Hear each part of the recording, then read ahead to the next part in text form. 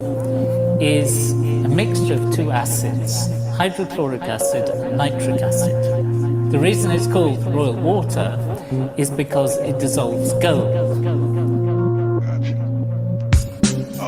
Molten gold, I've been through the fire. Found a new form, whole system rewired. Molten gold, royal water baptized. You either floating or you capsize. Molten gold, I've been through the fire. Found a new form, whole system rewired. Molten gold, royal water baptized. You either floating or you capsize. Interstellar, in the cellar, subterranean. Beneath the surface, checking angles, what's the radiant we staying in? Feel like DMX talking to Damien. Underneath the shadows, till the bright side is alien. Found a resource, solidify the recourse. Heavy gravity, I'm moving through the G-force. Perfect visions turn into triggering memories. Until you fix your focus, refigure your chemistry. Better options get spoken into existence. When you ride a natural vibe, naturally there's no resistance. Apply the lesson before they supply the question. You a step ahead, post getting shipwrecked and left for dead. Melted down like fine jewels and reformed. Still taking shape, but not made to break. In the shine like it's molten gold murder. Survive the execution, fucking think I'll go further. Molten gold, I've been through the fire. Found a new form, whole system rewired. Molten gold, royal water baptized. You either floating or you capsize. Molten gold, I've been through the fire. Found a new form, whole system rewired. Molten gold, royal water baptized. You either floating or you capsize. As I rise from the sediment, feeling like a revenant. Abbreviated AU, 79th element. Humble men poison themselves within the arrogance. Been through the fire, offer character development. In today's age, tell me who you bound to trust. Y'all follow false kings adorned with crowns of rust. Cause time is up, don't mean the death has begun. The earth is still showered daily by the sweat of the sun. And that means the past behind us. Hustle till I got the vibration, everything I touch like King Midas. Waiting for the record to replay as a sign to bust. Waiting for the voice of Elohim to enlighten us. Replace money with soul, now they judging you. When you trade copper for gold, that's a substitute. Drive unleashed with Max D's, balanced like a trapeze. Goals come to us with gold and Sean Black beats. Molten gold, I've been through the fire. Found a new form, whole system rewired. Molten gold, royal water baptized. You either floating or you capsize. Molten gold, I've been through the fire. Found a new form, whole system rewired. Molten gold, royal water baptized. You either floating or you capsize. Gold has fascinated people for thousands of years because it doesn't dissolve in anything, doesn't tarnish, always looks nice and shiny, and this was material that could dissolve it. So it was really something. The lion of the acids, like the lion of an animal, is king of the animals. We keep it rockin', and this shit don't stop. You feel it knocking when I'm beating down the block. You know it, we keep it rockin', and it just don't quit. We keep it live, this type of party I'ma have to hit. You heard us rockin', and yeah, this shit don't stop. You feel it knocking when I'm beating down the block. You know it, we keep it rockin', and it just don't quit. We keep it live, this type of party I'ma have to hit. I hold rockin', 1, 2, 3 to the 4. Hey, get your ass about your seat and proceed to the flow. We keep it rockin' like a combination of Metallica and George Clinton. Parliament, and we came through the door spittin', feeling like it's been a long time. We keep it shaking like a fault line. I've been red, you squared in the jawline. By the parade, that's all mine. I want your hands up in the air like you're touching the sky. You know that I ain't here for turning it down. I keep it in motion elevated, now you stargazing, moving at the speed of sound. I'm Bruce Banner with a handle full of alcohol. We bouncing off the wall and keep it jumping like it's volleyball. A 23 jump man gigging like this is carnival. It's meant to be for the energy I'm giving y'all.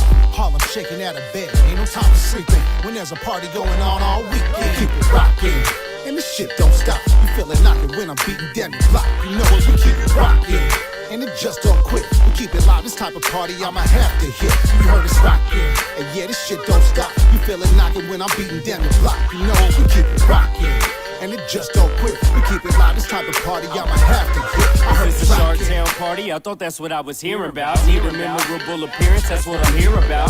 Confident in myself, no need for fear and doubt. Docs put the best signal in the air, they cheering now. We've arrived, the environment is live. Plenty is left of me, I push retirement aside. Rolling with YD and he got the iron in the ride. We ain't hoping to use it though, just trying to survive. Whoever wanted could receive it, we rather party though. Let the artists know that it's time to let the Bacardi flow.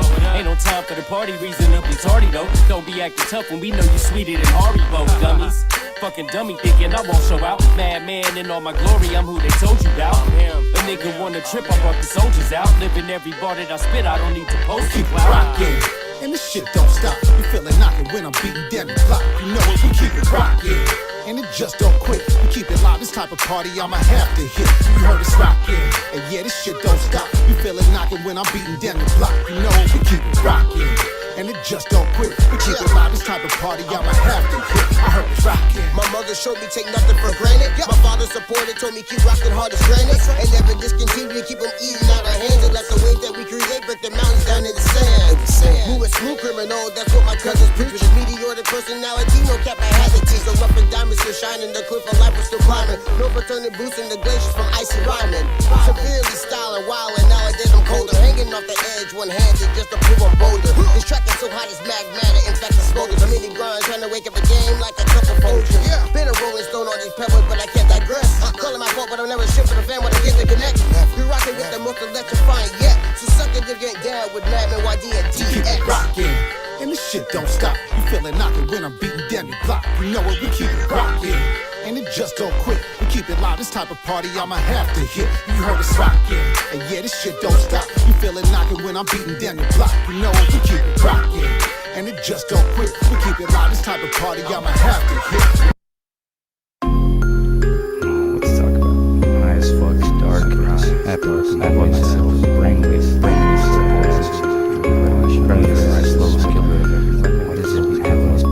now my dilemma, either chase the paper or consume it. Down the line, I think those lines would come to find themselves congruent, fluently within my mind. They intertwine with all my thoughts, lucid, harmonizing fucking beautifully into something that others only hear, but I can clearly see before me isn't something that is easily ignored by closing doors. In fact, before your head can swivel at something caught in peripherals, it swiftly swims to corners and hides like them eyes squiggle. So eyes dart, thoughts race, thumbs twiddle. I'm fried soft, ain't ate, tongue shriveled times long lost. What age am I? Also, would you kindly just remind me of the year, month, day, and time?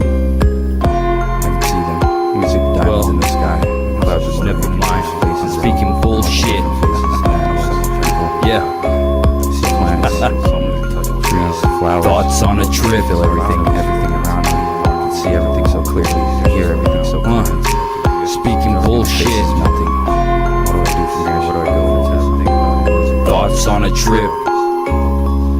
X30 in the morning or the afternoon, but honestly I'm losing track between the fucking sun and moon. Like which one had the homie spackled right across the van to black, and which the stars so kinda stay afar so we ain't burned to ash. Whatever, as it stands, been a minute since either greeted me. Tired, but my mind won't allow me to catch some fucking wings. Exhaustion seems a state that my mind needs to be in, just to think like I could only function the hours that I should be asleep. Utilize it, it's me, Lucy, myself, and I, and oodles of this construct followed by all of mankind. It's known as time, deadly in high amounts, especially if you find comfort enjoying it by yourself. Money. Should get out more. Should know size. Well, I'm just speaking bullshit. Yeah. People making hours upon hours. Thoughts on a trip.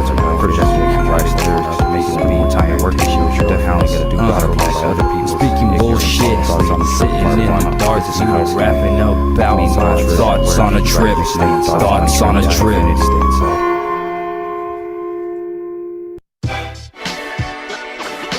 The laboratories and arsenals of all civilized nations. Most powerful, the newest, the most devastating of weapons.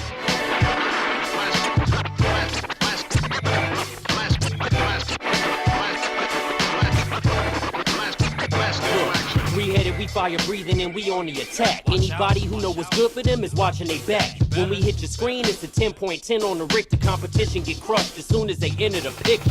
Real time acclamation, we bout to decimate you. And they get eaten alive if they underestimate us. We stepping on cars and cracking the pavement, changing the world with a plethora of powerful statements. We could fit the globe in our mouths if we open wide enough, leaving competition deceased, cause they ain't live as us. So bear witness to something mystical and mythical, far from typical, cause we tower over the pinnacle. Probably shouldn't say this cause we modest and we earnest, but when we exhale our breath is hotter than a furnace. Against us King Kong or Godzilla will be there. My dragon to kill you with any one of his 3 heads. Yeah, how we do it, we do it dragon style. That's right, we do it dragon style. We do it dragon. I said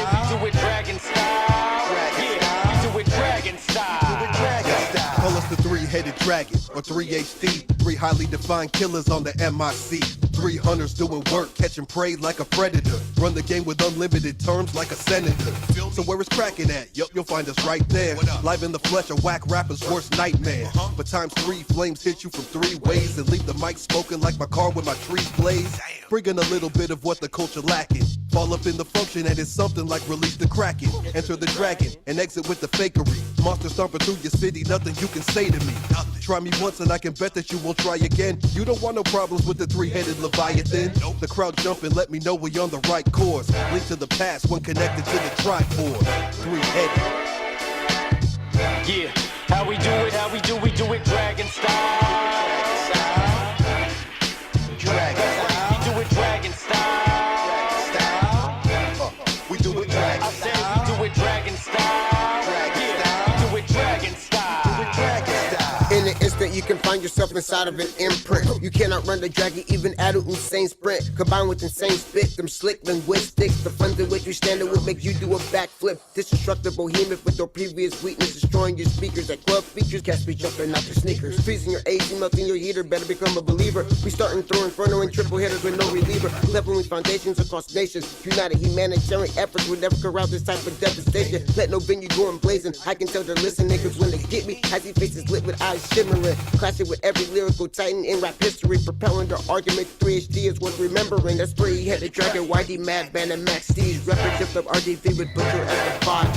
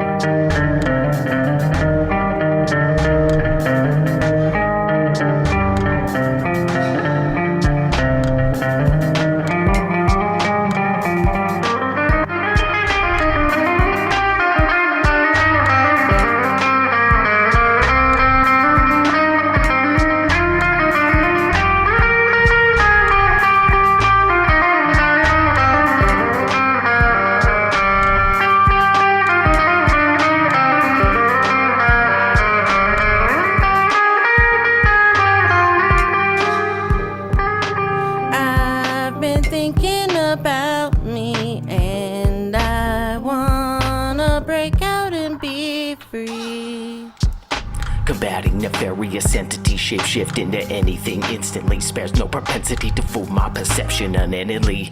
Or where we subconsciously gestate the shadow being that's vividly mirroring me. Eerily peering between crumbling, cracking concrete. My phantom feeds on my memories, flashing back on my path of treachery intended to pull me back down into misery. It's all good, let me get a stove for the road. Out of survival's necessity, I'm actively braving through tides of the sea. The voice of angels echoing on my frequency. Exercising my faith keeps reality in sync. Emerging on the beaches of uncertainty is king.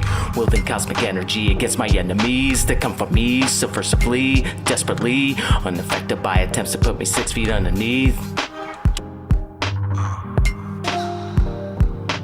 I've been thinking about me, and I wanna break out and be free. Everybody's telling me to relax like they is Xanax. They keep feeding me ruckus, all I wanna be is a success.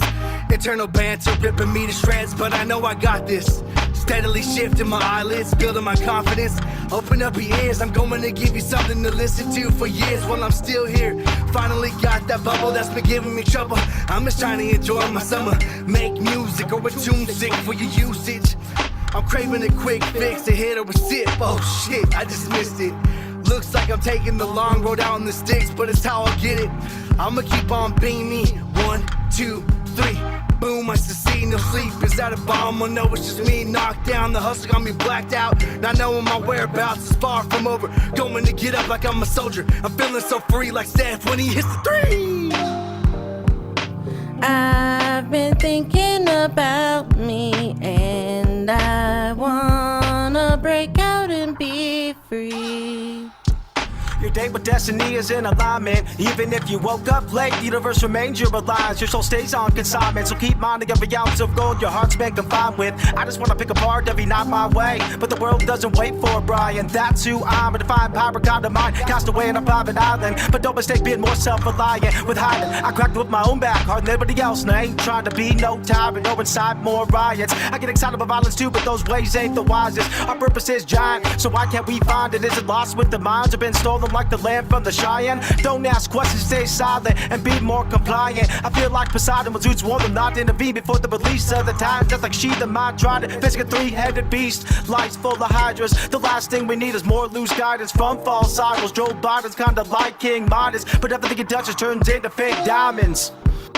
I've been thinking about me, and I wanna break out and be free. The type of shit I be thinking. All free like my Napster Lincoln. Ball 3 ice tray with a nice tray. Out all night, get my wife great. Keep the cuts clean like a high fade. Back on the highway, just like the last jam. Don't hit the line unless you talking about some cash, fam. Don't do favors, Debo, like his big bro. Kirk on his forearm, work will be forewarned. Stay with the hammer like Thor arm. I got the power, but I share it like Zordon. Put your money where your mouth is. Got the rebel set to run him out quick. Mr. Bass, poker face, play the ace. You hit on 17, the disgrace. What the book say? Ask June how I took May. Why you shaking unless you shook, eh? Knowing that I came up the crook way. I've been thinking about me, and I wanna break out and be free.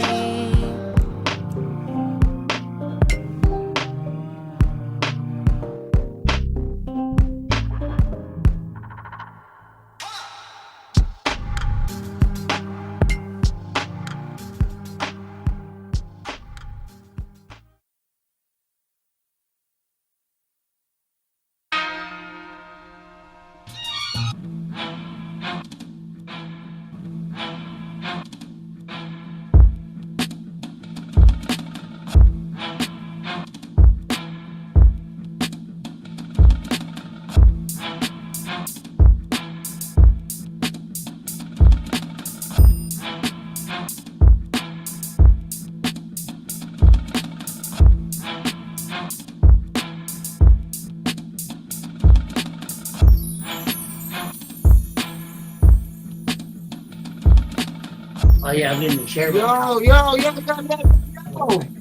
What up, big killers? You be chilling. Yeah. Episode 110, y'all. It's a fucking party over here, big chillers. It's a fucking party. We in here. What's good with y'all? Baby. Episode 110 on you motherfuckers. We are big chillin' yet again. Absolutely. Everybody on. Sorry for the technical difficulties earlier. We back. Take your family back. Somewhere we're in the building. We are in here tonight. We are in here. This y'all did it. We are in here tonight. Yes, sir. Max just walked in the building. You don't know your boy. Chilling too. That makes you might be chilling, son. Yeah. We got a little rip up in here. We got Crease Reese up in here. We got Diamond Pit Media up in here. And big chillin' like we always do. Big chillin' like we always do. We even got Sugar and Sparkle Bakery up in this motherfucker tonight. Everybody came to Big Chill tonight, y'all. Everybody came to Big Chill tonight. We got Diff Dope security in full effect. I mean on full effect. Royal Water. Yo, what's up? What's good with y'all, man? What's up, man? Wow, what's that? Oh, did y'all miss seeing our faces? Here we are. Y'all remember that shit? Here we are. Take it back to high school. Yeah. That was high school for me. No, I was younger than that, bro. That was way younger than that. No, that was like whenever. Yeah, that was not elementary school. Hell no. Thank you. That was high school for us. And maybe it was high school. Mm-hmm. For you. Excuse you. Excuse you. Claremont Elementary School. That was fifth grade. So I was in like fifth grade when I came out. That's elementary. Okay. Yeah, no, we were definitely in high school when that was a thing. And he wants to act younger. That's okay. But we were in high school. Is that the shit with was that the frogs? Yep. That was the frogs. The Budweiser commercial that had the frogs. Bro, Yep. that had to be younger than high school. No, bro. Back, help us out. That was- Help us out. I remember specifically the time period of life that I was in when that was popping. It was high school. Yeah, it's gonna be damn near impossible. I think I should go back there behind you and that man. Go try it. Okay. Go ahead. Damn near impossible. I told you we got a party here today, big chillin', y'all.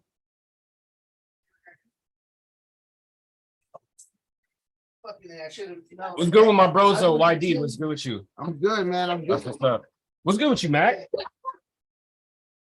I feel it. I feel it. I feel it. Cool. Love y'all. We big chillin', y'all. And Hope you guys having a good fucking time. yes, sir. Man, I started the stream, right? Oh yeah. We were in here rocking we're rocking like like Diff Dope fucking bumping music.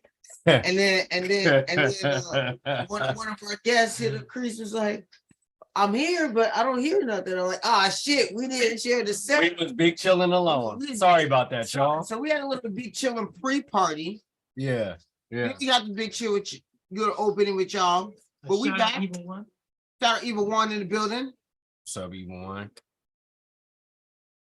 Ran the music back like 94.9 when the new single comes out, played it, and then 2 minutes later played it again. Yep. Had to do it over. It's okay. It's okay. We had the in-house party. But yo, just want to let y'all know, man, we got some special guests today, man. You know what I'm saying? You got Crease Reese in the building. Hey, what up, Crease? I can't even see. I can't even see. I that was his arm. What was that a casualty is? Yeah, Nice to meet you, Crease Reese. Our first time proper introduction. Hell yeah. Hell yeah, dude. All love. We got Mac. You know, you got the Mac in the building. You got Madman in the building. You got a little Rip in the building. Hey, what's up, man? Thanks for having us, 3HD and Yeah. 110. Episode Buck Down. That's crazy. Like Buck and 2 nickels. Cause so like after we did the 100, we took that nice little break or whatever, and then we came back. This don't even feel like it's been 10 episodes to me. I was just saying that. It don't feel like it's at the Diamond Pit earlier today. I was 10, like, 10 episodes was hella quick. We done 10 weeks already, bro. Like, damn. It don't feel like it. But we have. And we back. We back big chill in big ways. I have some good news, but I think I might say that for our promo minute. That's what's up. That's what's up. But just remember this. Remember this? Okay. Just keep your mind on that. Not while we're talking this shit, but like, you know, we're gonna come back to that. And there's a reason why we're coming back to that. Okay. So, but shout out to y'all. Shout out all the Diff Dope supporters, man. What's up with y'all? What y'all been? What you been doing? You know what I mean? What's good with all y'all, man? Let us know, man. Let us know in the chat, man. Hit your folks up. Tell them like, damn, you know, they were just big chilling too hard today. You can't miss it, man. Let them know. You be like, God, you know what? It was like I was expecting some Sunday night, you know, not small, but mediocre chilling. Man, fuck that shit, bro. We don't do that Morgan Fair chilling. Okay? Big fucking chilling. That's what we do. That's it. That's all. That's exactly what it is. Fuck out of here with that half stepping chilling. Nope. So we here and big chilling indeed. I like to introduce in just a second a very special guest tonight. We have featuring Kurt Brodie, longtime Fam Bam, Bay Area, but he's out yonder now. We'll get a little bit into that later. But you know, this is one of those episodes where you're gonna learn about artists' dedication to their craft. You know what I'm saying? It's gonna be one of those episodes where you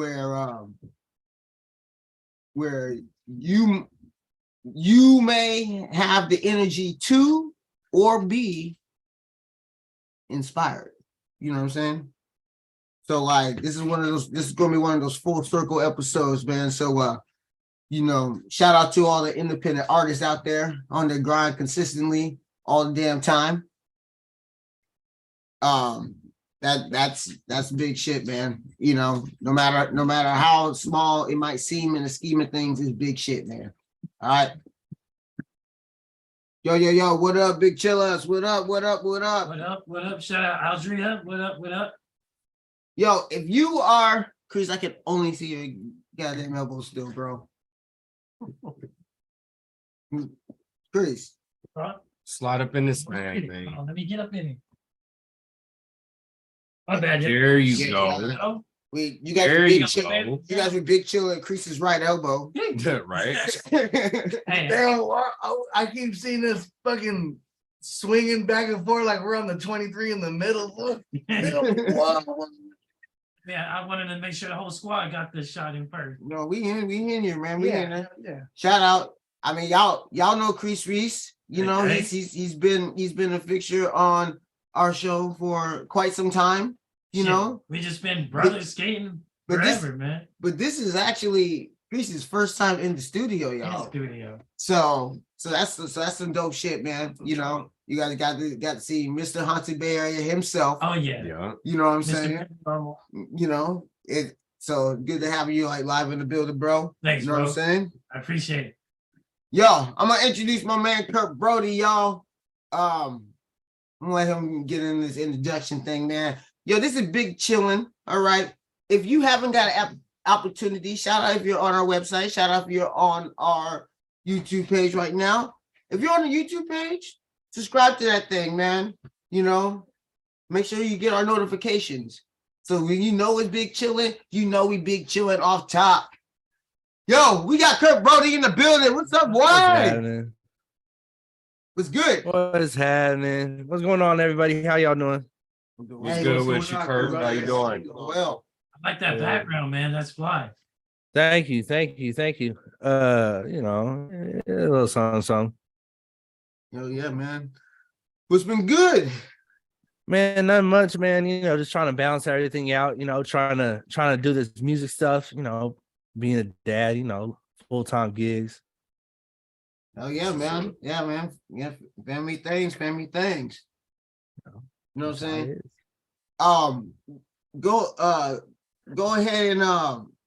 Go ahead and give us a little intro, bro.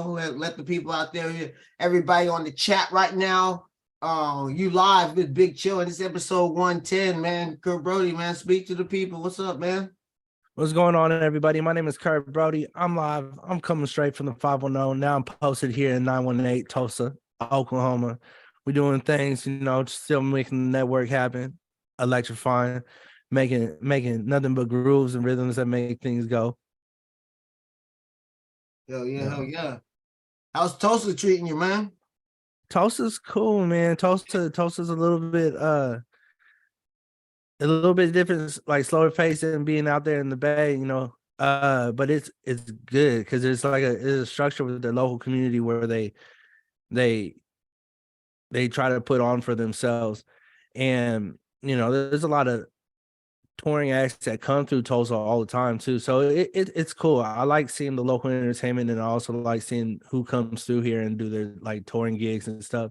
It's pretty awesome as as an artist. It's just a different perspective rather than being in the Bay Area. I mean, the Bay Area. It's going to be some big pop stars, or it's going to be like club gigs, or someone actually making the moves and going to them clubs and actually throwing on their own shows. So it's cool. I enjoy it. So I don't know how long you been out there now? It's going on 4 years. 2019. Yeah, since 2019 we've been out here. Oh yeah. So is that something that was already like established when you got there? Or is that something that you've been watching develop? Watching develop. Like what I got told when I came down here is like at least with the Tulsa scene, like it was kind of difficult to see hip hop come out. And at least from my time being here, I've been seeing a lot of hip hop artists actually strive and doing things, at least musically. And it's pretty cool, especially like I said, coming from a different scene and then coming here and just sitting back and watching and just vibing out and seeing what the culture and the tunes are out here. So it's cool. Tulsa time. That's what it is. That's what that's shows old be head. cracking. Do the shows be cracking? People coming out? Oh yeah, there's a lot of shows that happen out here. There's you'll see talent from strange music and stuff. I know that Ritz is coming out here and stuff like that, and then they'll put on for their local acts. And there's a nice community that comes out and supports their own when they throw on local shows. So it's cool. It'd be popping. It'd be an experience, and it all depends on the act and who comes through. And then you see different demographics. There's a Native American rapper that came out here. I want to say I hate butchering names. I want to say Stan Jody, and it was dope. I went there with my lady, and it was cool seeing nothing but Native Americans gathered together and doing hip hop. Because Tulsa too is tribal land. Actually close to all the tribal reservations and stuff like that too. So it's cool. It's cool to see that kind of stuff too. That's what's up. So you guys get a good mix of vibes out there. Yeah, it's cool because I get the vibe out and see it is also Tulsa, so you get country and stuff like that. You get a nice little twang with people, and you got a little bit of rock and roll, and there's metal people out here as well. And especially with hip hop, it's cool because it's diverse. Being right here in Oklahoma, you get a little mix of. I hear a little bit of Bay Area, I hear a little bit of LA, I hear a little bit of New York, and I hear a little bit of Houston. You know what I'm saying? So it's cool to hear originality form from different things of hip hop, because that's what it is. That's what hip hop is all about. It's finding the building blocks and making your own original flavor. Oh yeah, man. I feel that, man. Hey, if you ever Native American rappers, you should check out ABK, Anybody Killer. That's dope. I peeped out a couple of his tracks. I don't like staying in one box. I like vibing out to what comes across. You never know. Some might catch my ears. There's a lot of different genres I like. I like horrorcore. I like what's the dude's name from I know he was signed. I'm drawing a blank on it. I want to say his last name was Garcia or something like that. At least that's what his stage name. Something. Oh yeah, James Garcia. Yeah. Young Wicked. Yeah. Yeah. I like a couple of their tracks. You know what I'm saying? I like that. Oh, yeah. I vibe. It's all about what is in tune and makes the rhythm go. You know what I'm saying? So I like the vibe. Especially when it's popping. It's good. That's what's good. That's what's good. Yeah, man. We're up there. I ain't never rocked the show in Tulsa, man. I'm gonna have to go out there one time. Yeah, man. I'm down, man. There's a couple cool clubs out here, man. It's dope. You'll enjoy it. You get the vibe. You like, oh, it's Tulsa time. I gotta ask this because I'm totally curious, and I'm sure there might be a lot of them. But if you could pinpoint it, what would you say is the biggest difference just between, I don't know, I guess between life in California versus life in Oklahoma, or life in the Bay Area versus life in Tulsa? If you could pinpoint the biggest difference, whether it be whatever it is, what do you think is the biggest difference between the two? California, being in California, I was raised there my whole life until we moved out here in 2019, and it is kind of you gather this type of knowledge on how to live, and then coming out here, it's a whole shift. People got Southern hospitality, and you know, it's still a hustle, it's still a game, you know, the whole life is a game, you know, and you figure it out one step at a time. But at least being down here, it's a little bit more of a being able to catch your perception rather than being able to stay on your toes 100% of the time. I don't know if that makes sense. You know what No, I I mean? know Like, exactly what you mean. I know exactly what you mean. you know, I ain't got to worry about my catalytic converter getting taken, but I might walk into a bad corner sort of situation when someone's on a bad beer run, you know? Right. So, Yeah. Right. Have you experienced any like sort of like discrimination towards the freshness at all? you know, sometimes, you know, you definitely feel that definite like awkward temperature at times, you know, like where it's like, what are y'all doing? What are you guys are trying to be out here and accomplish? You guys need to just go back into your rock and stay there. Like, you know, haterade sippers woke up in the morning hating themselves and decided they didn't want to do nothing about themselves but hate on another person, you know. Sometimes. So I'm gonna ask specifically, which you might have even like just kind of clued us into your answer, maybe. But if you can describe the hip hop scene out there, what is it like? It's cool. It's like a split of genres, you know. It's just like being out there. There's I guess you can say like core sound and genre. They got their own little community and crowd. You got there are some cats out there that like do like Kevin Gates type stuff and they tour with them or they do opening tours with them and stuff like that. There's different parts of the city like that do their shows. And then you got the in-betweens, you know, the alternative sounds. That's I guess that's the best way of saying it. At least the umbrella, you got the alternative sounds that encompasses a little bit of that rock and roll they got out here and a little bit of the hip hop that they formed together with their own original sound. Okay. Let me ask a question, please, Kurt Brodie. Yeah. Hey, I was wondering, basically, like when you feel like you want to start getting a little bit more people around you, is it always going to be cracking when you go to different spots? I mean, like what kind of crowds are you expected population wise? And you know, people give you a lot. Do people like hear what you got to say and actually look at what you gave them, or kind of just shine you on? You know, I would never say it's a definite number. There's always going to be sometimes where I go into a room and it's only 5 heads. I open up the show and it's only 5 heads and they're actually listening. Or I've played in loud bars where there's about 200 people up in there. And, you know, you find them for the sound in the room and you get a couple of heads listening to you and you talk to them about your set afterwards and it's cool, you know.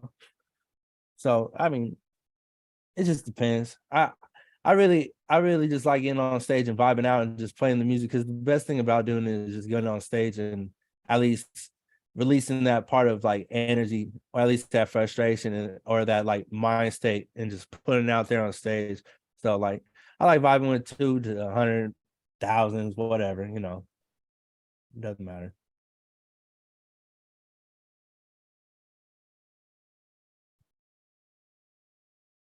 Oh yeah, man. So oh yeah, shout out MXD in the building. Shout out. What up, MXD? Shout out Adria. What's happening, y'all? Shout out Evil One. Hey. Yo, okay. How y'all living? Yeah. Hell yeah. All right, y'all. So we got Brodie in the building, man. So musically, man, like what's been good? What you doing right now? I'm working on some new stuff. I'm working on some collaborations. I got some tracks I produced and sent out, and I'm trying to collaborate with different sounds, especially being down here. I've met a couple artists that I've been trying to work with, and then using who I meet out here with who I know out there and trying to bridge the gap. At least trying to make something sonically. I mean, especially since I produce the joints, so it's a little bit easier for me to just sending out a beat in the track and then take someone else's vocals and blend them together and make it happen, make a masterpiece. That's what I'm trying to go for next. On that production game. Yeah, I mean, just trying to do something different. Like everybody, I hear sounds and stuff, and especially working with different people, you like, these two work good together, and especially being the digital age, most of us don't even have to be in a room together. It's just we gotta catch that energy and vibe. If the vibe and the energy is there on the track, you can put it together and make a beautiful quilt. That's what I'm saying. Stitch it together and make a beautiful quilt. Feeling it. So shoot, what do you use to make beats? I use GarageBand. I take my samples and blocks because I mean that's all it is. It's like I see the measuring bar. I know where the samples are supposed to land on the beat. I pencil together, copy and paste them.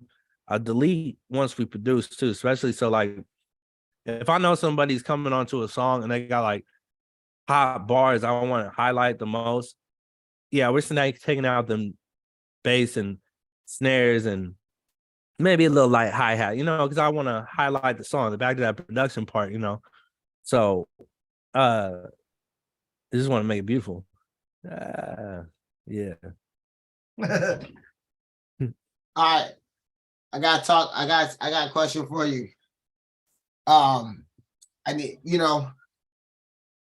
lot being from the Bay Area, you have a gang of different influences just from being out here. You know what I mean? So what have been your musical influences like from origin, and and how has that changed? Man, so like I grew up, my dad was playing nothing but E40 and Too Short for me since I was a toddler. So that's all you ever heard your dad play. Oh, you know what I mean? Hey Dad, I understand exactly what these men are going to be putting me through in about a couple years, man. This sounds great. This is some game right here. I grew up on that. I grew up on old school Master P, before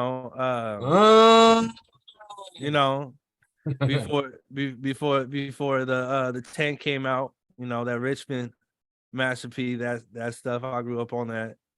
PRU. Let me see what else. Seagram was a lot. I heard a lot when I was growing up, and I guess let me see. Also growing up, I was hanging out with different crowds, so I also got introduced to like punk rock and metal and stuff like that too. So like I like Papa Roach. I like Metallica, Bay Area thrash. You can't be mad about Metallica, you know what I mean? I'm wearing my Exploited shirt right now, so you know what I'm saying? It's all back to that rhythm and vibe, man. If it hits the soul and it's got the energy going, that's what's up. That's what it's all about.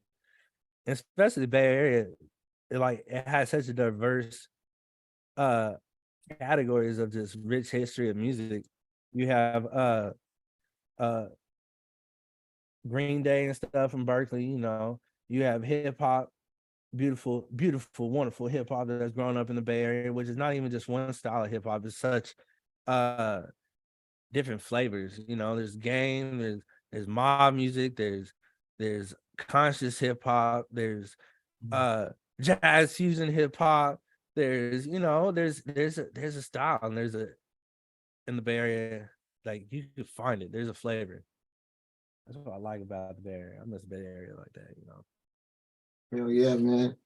Nah, straight up though, like there's something of everything out in the Bay Area. Everything. Yeah, definitely. Find it all out here. We all go dumb in some form of way. Man, still I go down the highway and I'm stopping Mag Dre and I'm like, I'll just jump out the car real quick. I bet out there they look at you like you crazy as hell. Like, what the hell are you doing? Yeah, man, I be momming around too. I got dogs and stuff. I let them hang out the window. It's my favorite thing to let them just hang out the window while I'm bumping some old school music, and they're just sitting there like it'll be some country old lady or some country old man just staring at me like, oh shit, we let this motherfucker out here. I would love to see, especially the old people out there. I would love to see their reaction to you driving by, slapping like some E40 or some Mac Dre or some shit like that. Like, You know, just how they react to hearing you slap that shit. Especially in a major way. You know, I'll be out here slapping. Man, it's funny too because you got like a split. You know, you got country and you got like hippies and stuff like that. And you got a different type of old folk out here too. So some old folk be with it. Other old folk like you know, you get a side eye. It is Oklahoma still, so you kind of get. That's why I said that. Yeah, you know. That's why I said that. The Oklahoma. You are absolutely right. Rebecca, stay looking forward. You're not looking forward, Rebecca. Man. So we got Brodie, you working on music. You just recently released something too, right? Yeah, at the end of the year, I dropped a project. It's called The Death. Especially being out here, it was probably like 2 years prior to the last time I put out something. So I've been actually like sitting there writing. I took some beats from before I put out some projects and just sat out there and actually like got in tune with what I wanted to write, and at least like building block on what I want to prelude on working towards. All right. We got some tracks. Yeah. Y'all want to hear some Brodie tracks? Yo, this is episode 110. You know what I mean? 110. Bucking a dime. All right. Got Kurt Brodie, man. We have the man. I gotta tell y'all that was that like one of your that one joint that we jumped? That was one of your first shows, right? Yeah, it was Bone Crusher. I want to say the Bone Crusher show. There it Bone Crusher in Mountain View. I remember that. Yeah. Underage, couldn't be there. I had to stay away from the bar. making it happen though. Making it happen. Man, that was a wild ass night, man. I remember that night. I remember she was on Livewire. I remember her standing right in front of the stage. I was trying to concentrate. I was like, I don't know what's going on here, man. She's just staring at me. I'm a rapping, man. Am I doing this right? This is my first show. Like, that was Kiwi. Yeah, Kiwi the Beast. Yeah. I it was my first time too being up in the club. I'm like sitting there like, am I doing this right? This is worse than fucking losing Virginia. I'm like looking around. Holy fuck! If I fuck up right now, I'm gonna look like a fucking tard. Keep rapping. Man. Oh man. Good shit, man. But anyway, yeah, we got some Brodie songs, man. You know, we're not gonna just talk about all the good stuff and leave y'all empty-handed, man. Come on. But he was prepared. You know, he was like, man, I gotta come in and scratch the surface, then get the excitement rolling. Oh yeah, hell yeah. All right. So let's see. What are we gonna do first? Tell me about Keep It G. All right. So Keep It G is my E40 joint. E40 joint. As soon as I started writing it was my E40 joint. I got you're gonna hear it in my little skit character in the background. But I became a dad, you know. So like I gotta change my dynamic because at some certain point, especially when I'm producing music, my biggest producer is my son. He'll be sitting there vibing out. He'll tell me if it's good. He'll come and start dancing with me and stuff. Or if it's bad, he'll say, Dad, too loud. No. All right. You win, bro. All right. Let's make it happen, man. So, yeah. So Keep It G is my E40 dad joint. E40 dad joint. All right. Yo, EVG, and this is off the previous, right? Yeah, this is off the death. All right. Yo, you guys are tuned in to episode 110. We got Kurt Brodie live. We're about to play a track, Keep It G. What up, Young T? What up, Young T? He says, what up, Crease Reese, Lil Rip. Hey. Yo, what's good, Titus? All right, What man. up, Titus? All right, y'all, Keep It G. We're right here, y'all. Listen up. Hope you guys enjoy this shit right here. We're live. Yep.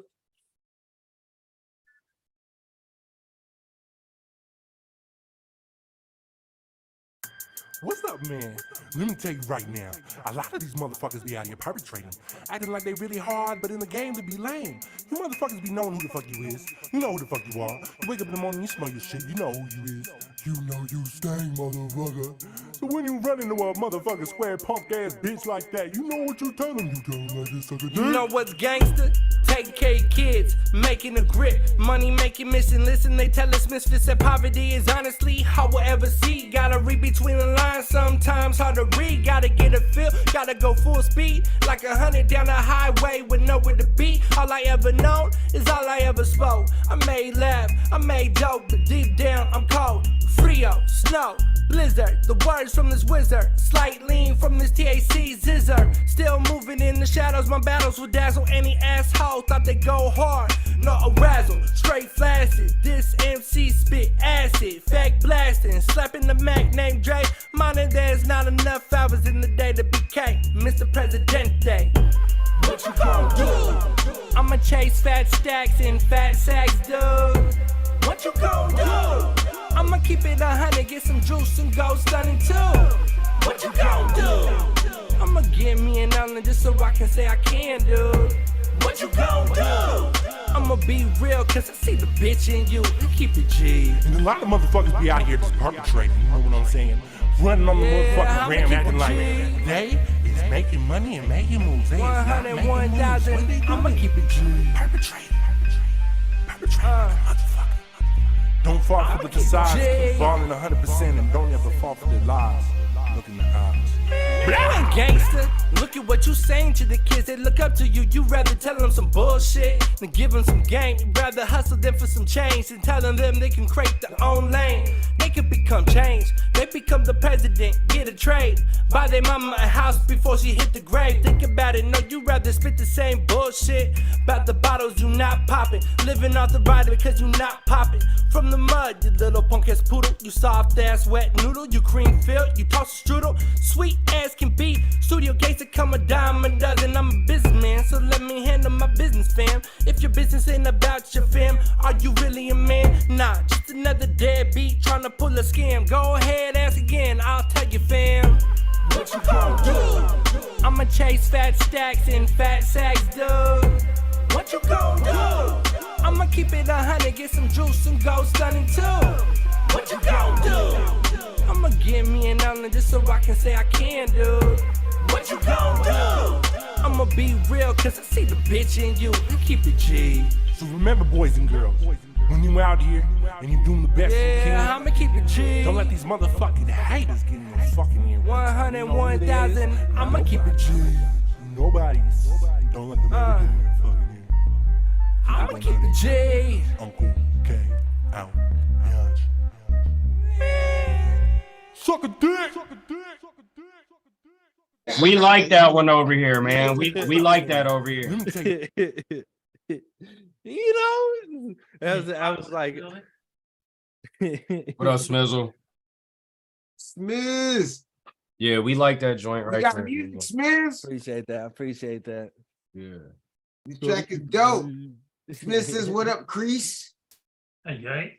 Young T said, what you gonna do? Shit fire, he says. All right, man. Thank you much, y'all.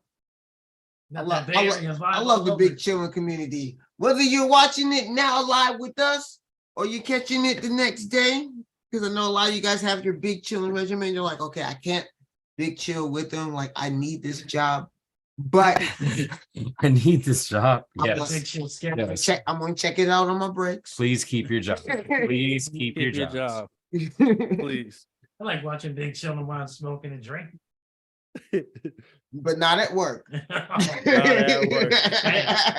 Model citizens, everybody. Model citizens. All right, y'all. But yeah, man, keep it G. I like that track, bro. Thank you, bro. I appreciate that. So I want to go into another track, man. Tell me about Clarity. Clarity's my boom bap joint. Off the death. Straightforward. It's just a straight hip hop 90s boom bap. I'm on top of that, just spinning a couple of verses, and I hook it back together. This is kind of more like I was inspired by Jay-Z at the time when I was writing this one. I was listening to Black Album a lot. You'll catch it right in the front, but it's a little different. That's why it's clarity, moment of clarity. I like Jay-Z. Jay-Z's cool. I like Ho. Yeah, I feel that. No, hold the man. I feel that. What up, Manny in the building was good. What up, Manny? What up, Looney in the building was good. What up, Looney? What up, Looney? Young T said, "Bottle citizens." Y'all be good, okay? Y'all. All right, y'all. This is Clarity, y'all. Check it out. This is Kurt Brodie. Kurt Brodie, where can they find your music? Let them know. I should be on all streaming sites. I'm on Apple Music. I'm on Amazon. I should pop up on Pandora. If I don't, we got a problem with Pandora. I'm on Tidal. I can be found even on Napster. I didn't even know Napster was still a thing. No, Napster's a streaming service now. Yeah, all of us we're on Napster, guys. If you guys didn't know, they're still alive, and our music is on there. That's nuts. Also, Napster. Yeah, Metallica didn't bring them down. Now they're like, well, we're just a streaming service, and as long as they're almost as popular as Deezer, they're in the running. Back to what is this other streaming sites? I'm like, whoa, where is this 0,0,0,0 extended zeros coming from different countries? What are these sites? What is going on here? I can't. You know what? And those other countries probably think you're paying you good. They're like, that's a cent for us, right? I got AI somewhere. I don't even know it. That's a cent for us. Is that a cent for you? No. No. Hell no. All right, y'all. Clarity, y'all. Check it out, man. Kurt Brodie, baby. Find them on all streaming services, man. We not done, man. This is Big Chillin', episode 110. Yo, it's early, man. What's up, man? Enjoy. Yeah.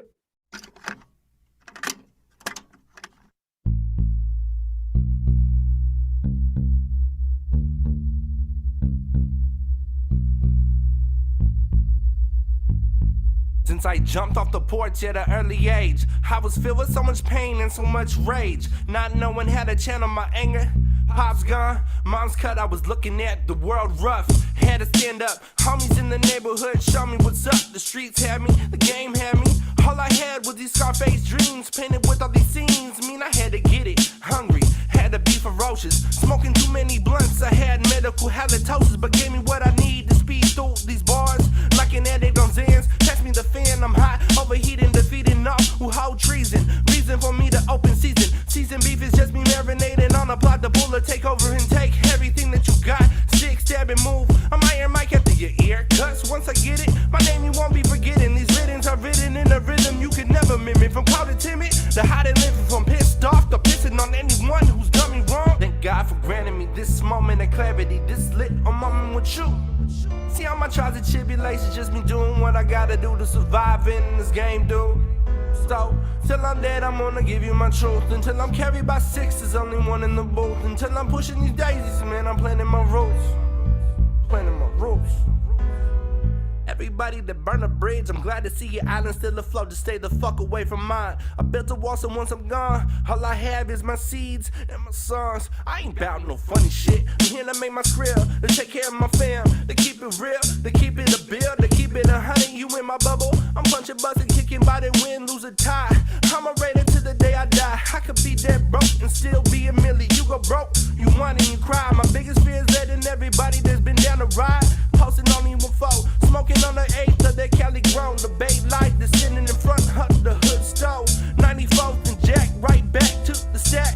Now I'm in Oklahoma, I'm gone hunting, now I'm going for the map. Thank God for granting me this moment of clarity, this lit a moment with you. See all my trials and tribulations, just me doing what I gotta do to survive in this game, dude. So, till I'm dead, I'm gonna give you my truth. Until I'm carried by 6, there's only one in the booth. Until I'm pushing these daisies, man, I'm planting my roots. Planting my roots.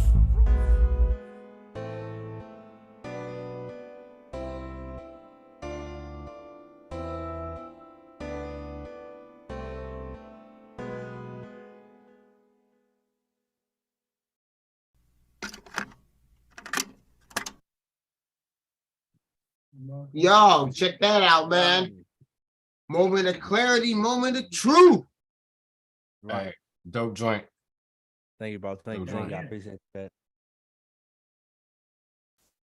Big Chills, let us know what's going on. Napster, that's what's up. Napster and Kaza. Oh yeah, man, I forgot about Kaza. Yeah, Kaza. I forgot about that one too. Yeah. Y'all remember LimeWire? Yeah. Oh, LimeWire. Yeah, man. I used to download everything on LimeWire. Yeah. I did not have sexual relations with that young lady. Those were that's when you knew you fucked up right then and there. It was a wrap. I fucked up. That's right, because you could download like random video footage of shit on LimeWire too. It wasn't just music. Yeah. You could like shit that was going on in the world. Right. I also downloaded all my Faces of Death episodes on LimeWire. So you know. Had the VHS. Oh, you had the VHS? That's the first time that's the first time I saw a human body bounce off the ground. I was like, holy shit, is that real? This cannot be real. It's real. I don't know. Some of that shit was real. There's some of the cartel videos. Yeah. Some of those shits were real. I'm not going to this part of Mexico. Never going to this part of Mexico. Like for real. Fuck like, that. A lot of that stuff was fake though.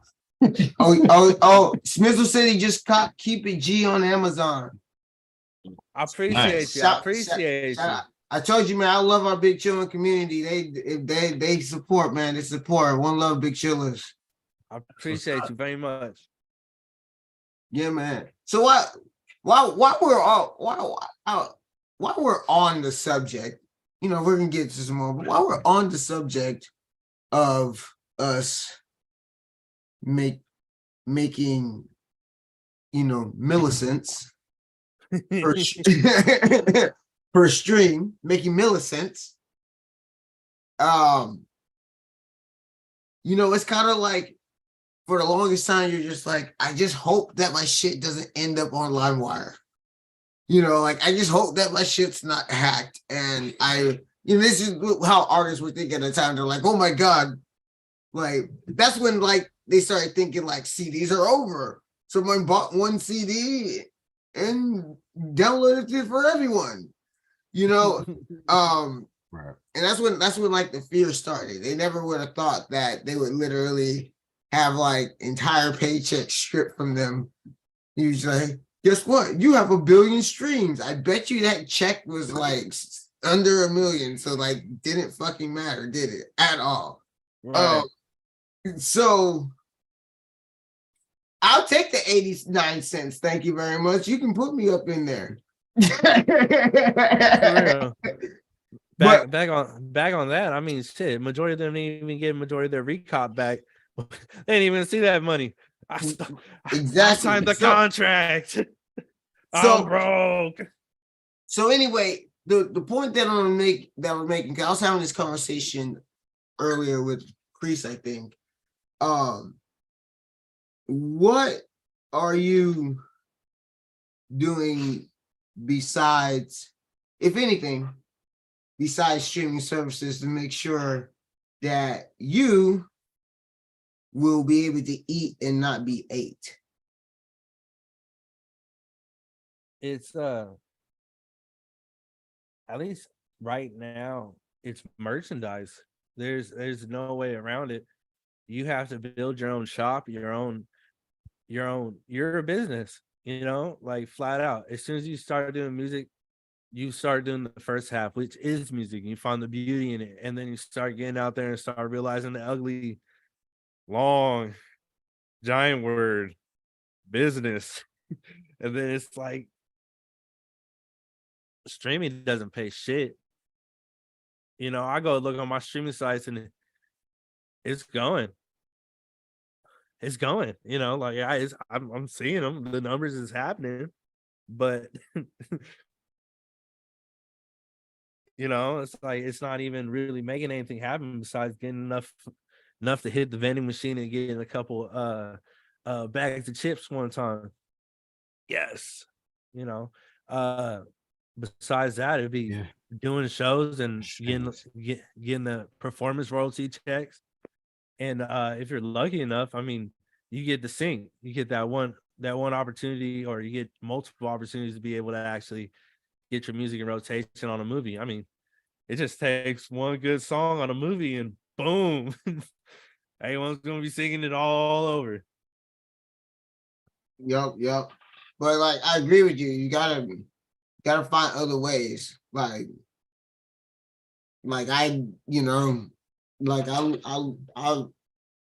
I still love my Bandcamp for that reason. You know what I mean? Like, because it's just like, there's like it's a community of your own that you're able to build, and that community, is going to continue to make sure they see what you have. Because like the amount of people that are gonna go out of the way to support you, besides just listening to your shit where it's easy for them, it's small. Yeah. Yep.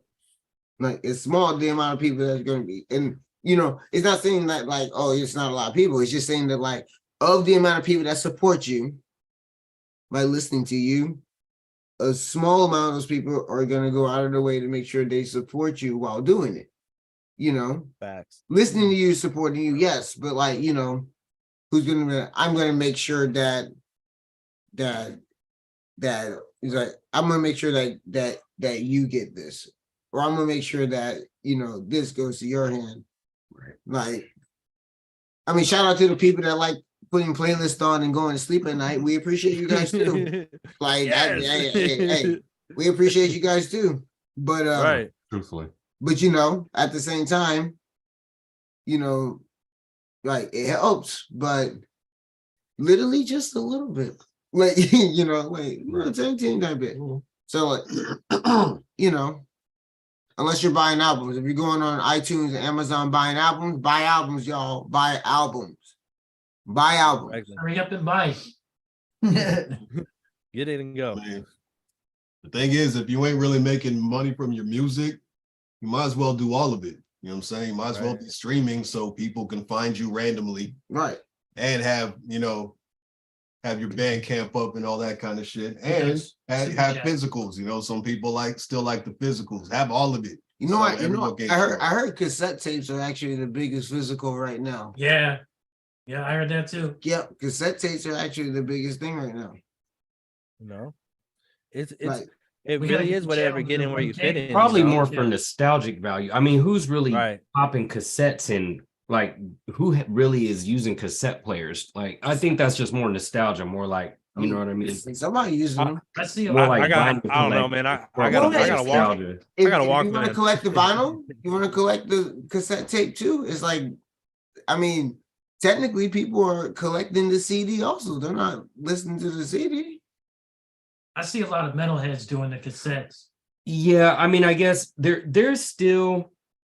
I was gonna say people still kind of listen to CDs, but not so much. Not so much. Laptops don't come with not so players. much. Yeah. Nothing comes with the CD player not so much anymore. At all. Not so much anymore. You gotta go out your way. Right. You have to have had the CD player that you went to Goodwill to buy because it's the only place that had one. Vinyl is always back. Vinyl is best sound quality. Yeah, vinyl never goes anywhere. Yeah, because the DJ is never gonna go anywhere. That's why vinyl's never gonna go anywhere. I mean, They're selling record players again. yeah, They're selling them at Target. no, that real shit. Yeah, I With saw the Bluetooth. they have one at that's what CVS. Mm. At CVS? Yeah, they got vinyl. What? They got a vinyl player at CVS. The hell is it there for? That's the most random item. That's like the last thing I would ever I mean, think of the- expect to find at a CVS I mean, drugstore. think of the CVS demographic. I think it's kind of perfect. What? Hella random. I think it's kind of perfect. Yeah, Looney says he just bought a CD today. He will not be opening it. See, exactly. Nostalgia. Yeah, Nostalgia. they're mostly CDs collectibles now. Collectibles now, guys. Collectibles now. So if they are cassettes, way more so. Way more so. Because there's still people that do listen to CDs though. Like not everyone got A little not bit. everyone got a new Right. car, you know what I'm Right. saying? A So- little bit. Right. And sometimes I like the Ain't CD. nobody listening to a cassette no damn more. I like the CD without all the damn ads, all the commercials and shit. Yeah. It's the CD, you don't have to deal with that. Cassettes might as well be 8 tracks now,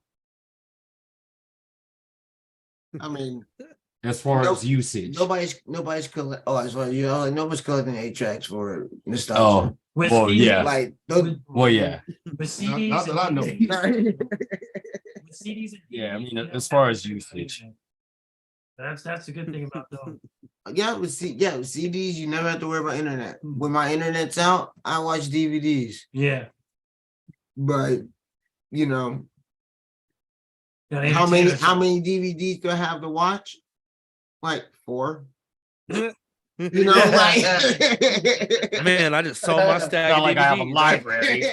Yeah, just sold that shit, man. I gave it away. I didn't even need it no more. Right, exactly. I got rid of them. I had one DVD for like ever. It was Blood In, Blood Out. That was it. Classic. That was the one. Classic. That was the one, huh? We only had one, and that was it, huh? Interesting. Interesting. All right, little Rip. Yeah, what's good? I'm about to do What'd you this. see? About to do this. Little Rip. Oh, the gummy sour worms? Yep. Mine's the blue and the orange. The ones with the blue, I forgot what other colors are there, man. But the ones with the blue and yellow, the blue and red are fucking fire. No, I mean, are you We're eating, we're unpacking, unboxing, fucking. You're unboxing. This is that unboxing. It's not an unbox. It's wow.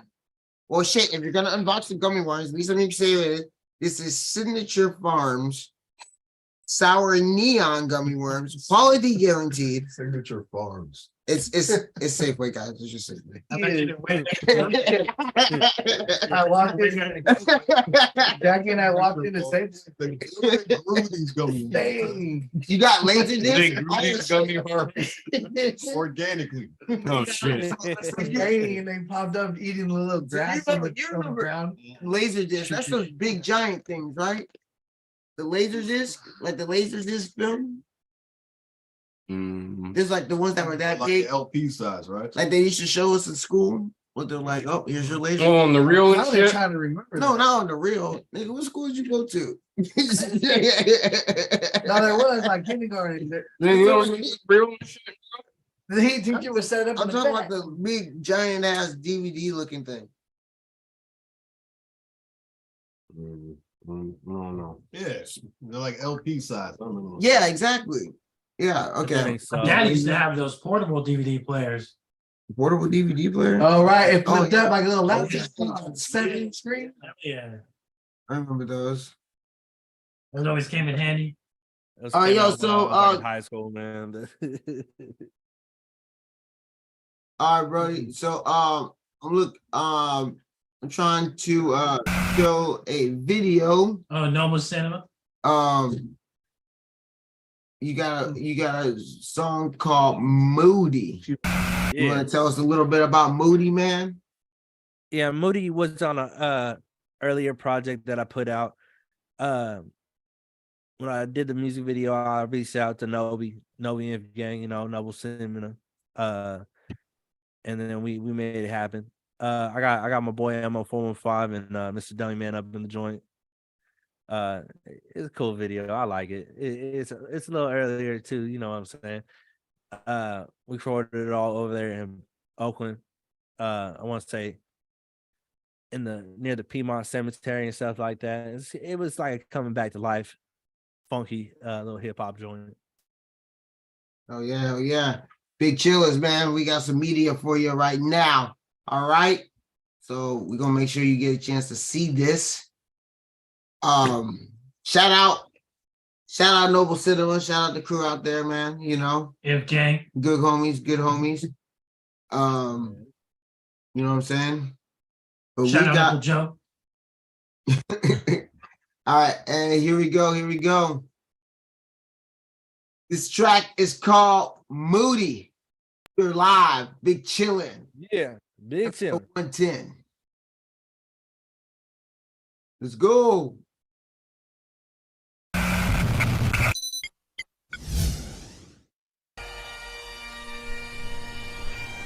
Damn. I can't believe he's dead. I expect him to die from like some kind of STD. Not, you know,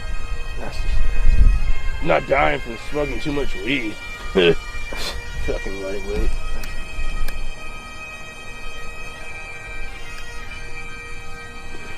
Hope this brings you back to life, brother.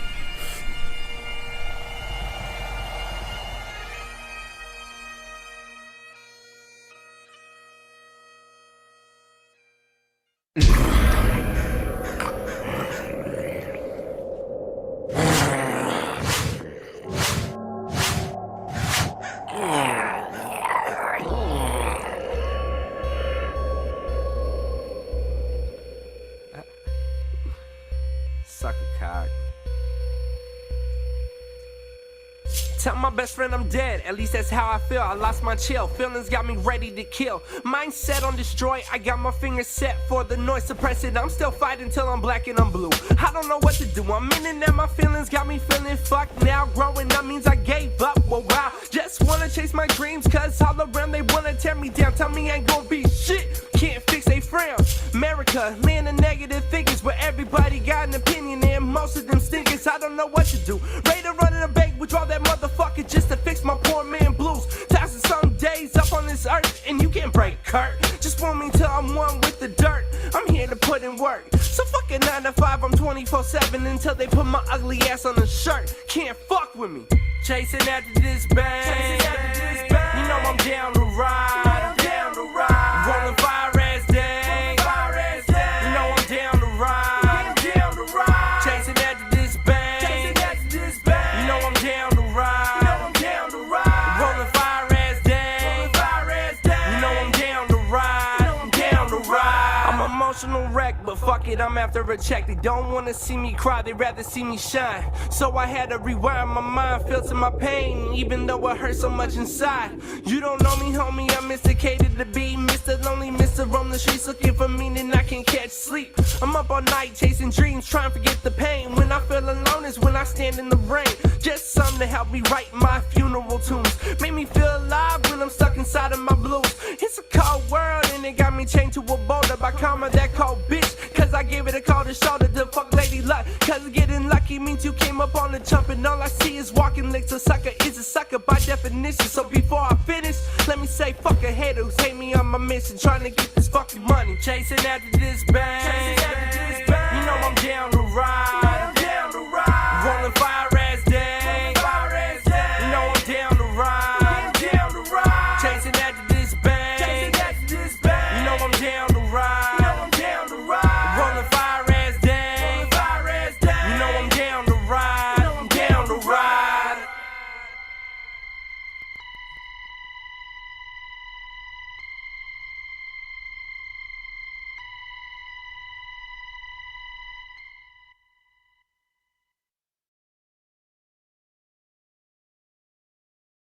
Hey yo, that was dope as fuck. There you go. Hell yeah, I fuck with that, bro. That was dope, man. That shit was flowing. Thank you. Yeah, that was that was a good time. Nothing fucking worked out for that music video. My original plans, everything fell through. So we literally just like brainstormed it, made it happen, and put it together. And I was like, It worked out, man. I like the video a lot. I've always liked that song, you know. So I appreciate you. But My boy Anime said it was fire too. Yep. You had to like it in the chat. Oh yeah, fire, nothing but fire emojis. Yeah, I Appreciate think, you, man, nothing to appreciate be ashamed about on that track. You know, sometimes the mistakes are like the beautiful part of the art that no one else fucking noticed because we were rocking out to that shit, man. It was pretty tight in the beginning. Like, you threw that in there, you know, the ideas be swirling around. I don't know if you were really in. That's in Help Me Out, Reese. That's in, where's Lincoln? Washington. That's in Washington, D.C. Thank you. It's at the White House, yeah.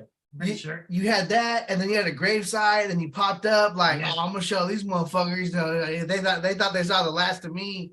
So it was smooth, man. Like the attention grabber. You fucking did that hella nice. Everything else was tight. Appreciate y'all. Oh yeah, man. Hopefully we could work on a song or something, man. Looney says that was fresh. That was dope. They said work. Yeah, man, dope. All right, man. Noble too with the fire video too. All right, man. We got another. Y'all want to see another video from Brodie, man? We got another one, man. We can show, man. This one. All right, man. Tell me about No Smiles with the homeboy LMO, man. Man, Elmo, he hit me up. We was I already moved out here and stuff, so I was barely flying back and forth going to California to see family and stuff, taking care of family matters. So I was able to squeeze in a session where I was able to go out there and record this song with him over there at Novi's studio. So I was able to go out there and chop it up with Elmo and check out Nobi's Hayward compound where he was doing the videos first. And, you know, shout out to him again, man, for opening up 2 joints, and one out there in Vallejo and in Hayward, man. That's some big stuff, especially for being independent. That's dope stuff. And, so I go out there, I meet up with Elmo, we record over there at Nobi's, and then I was able to get out there again. And Mr. Dummy Man, shout out to Mr. Dummy Man. He's Dummy Man. You know, that man right there is probably one of the hardest working people I know in music. Since the moment I met him, that man would, man, I'll make it happen. Let's do it. Let's go for it. He's just in the mix, making something happen. If it ain't a video, it's a beat. If it ain't a beat, he's laying down vocals, man. And so he directed and filmed the music video for me and Elmo, and we were able to squeeze it together the last time I was able to get out to the Bay Area. So that I like this video. This is the last music video I put out with the boys, so you know, it's a vibe. Oh yeah, man. We've been trying to find the time to link up with Elmo ourselves, man. But you know, when the time's right, we're gonna make sure that we link up. Big Chillin. That's the guy. That's the guy right there. That's the folks, man. You know? So anyway, this is called No Smiles.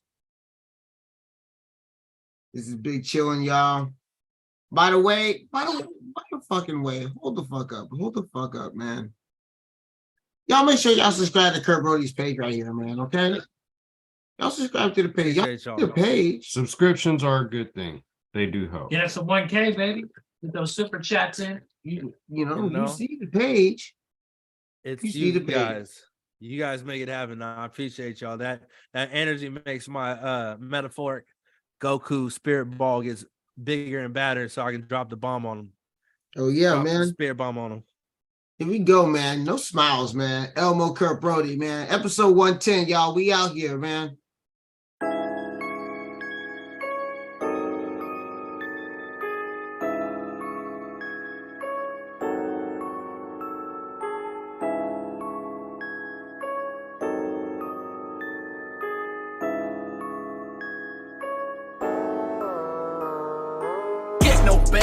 Get no clout. Keep a rap name out your fucking mouth. No handouts, up in a drought. You must be on meth, puffing a cloud. You can take this pop, start sucking it now. Real, recognize real, I can't see you.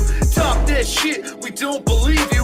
Real MCs are about to eat you. Yum, J-Cats for breakfast. Knocked out T-Folk, talking reckless. Pull up on you when you least expect it. Clean that mouth, antiseptic. Squash beef, keep it hectic, pulling talking money, leave a message. Forgiveness, hit my cash app. Bro, fuck boys, I stay mad at. Get me the bag, no apologies. Better talk money when you're calling me. Or I'm hanging up. You get no smile till I'm papered up. Get me the bag, no apologies. Better talk money when you're calling me. Or I'm hanging up. You get no smile till I'm papered up. Right off the rip, tryna make more than I can grip. Like a fat ass that bounce with the twist. I take a mile, yeah, fuck an inch. Need it all just to stunt on a bitch. Hush money, rest of these demons with ease. This man, how you ain't talking to me. Early age, I was affected by King's disease. I treat you kind till you cross me. Gone with the breeze, gone hunt, man first beast. They bear the teeth, always hissing, this is trying to catch me slipping, tripping, but you can't defeat what you can't see. Just like a thief, moving in the tuck. Silence is my weapon, ain't that all G's? We on the come up, we gonna live brick James dreams. Rest peace to the homie, we still running steam. Give me the bag, no apologies. Better talk money when you're calling me.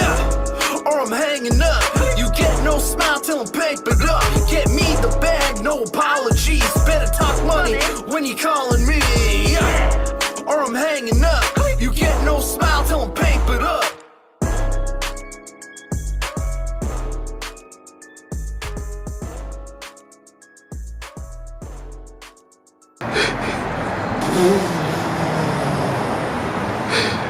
You know what I'm saying? I'm in the club tripping with 30-foot bitches.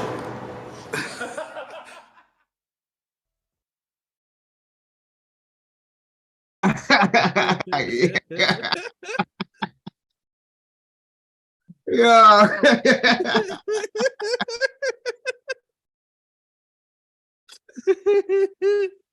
Oh man, fire bars though, man. Thank you, thank you. Dude, what was that part? Like a whole little outro, like, you know, little side piece that you did, and you were just like, "Hey man, we're gonna get it." Ah, no, it's not bad. It's gonna get it, and then he was fucking with him. And he smokes. So what had happened was my dumb man was just like, "Listen, we gotta do a couple more shots. Jay and Silent Bob, just do something like that." And I was like, I got you. I just got done watching Clerks 3. I was like, I got you. What up, Monster Dan? What up, Monster Dan? What's Hey, up, Monster Dan? wearing the hoodie, man. Oh yeah. You can't see it. Oh, well, I'm sporting the hoodie, man. On the Bay Area. Because you walked out the camera, that's all. Damn little rip. I'm trying not to eat all these things. Oh no way. Yeah, they're fucking a nice little nostalgic. You brought like, sour candy fucking- to a table full of certain people, bro. Like, damn. Yeah. No baby around your asshole. They If they ever wanted to take out stoners, bro. See, like he's like, I want one. You want to get one fast one through. No, like, if they wanted to take out all the stoners in the world, they're just gonna like set out gummy worm packs and like random like a places. leprechaun. Follow the trail. They'll probably find a way to smoke it. They're just like they're like we know how they take these stoners out. Ghost or gummy worms. They like to do it all the time. They do it to themselves. Stupid fucking stoners. Fucking reefers. They eat dosed candy all the time. You have our pre-sales messages up here. Well, I got messages. Mm-hmm. My chat's kind of messing up. All right, y'all. But yeah, man, that was a fun video, man. That was a fun video. Thank you. That shit was hilarious as fuck. All right, man. Yo, so what's have that in there. what's next right now? What's next? Like, you working on something new? Yeah, I'm like I was saying, I sent out tracks already. I'm trying to put a whole bunch of artists together to make a whole. Last joint I did, I produced it by myself, minus the first track. That was a Dummy Man track, and so now I'm just trying to make a whole project where I produced it put the voices I think work good with the beats, and see where it goes from there.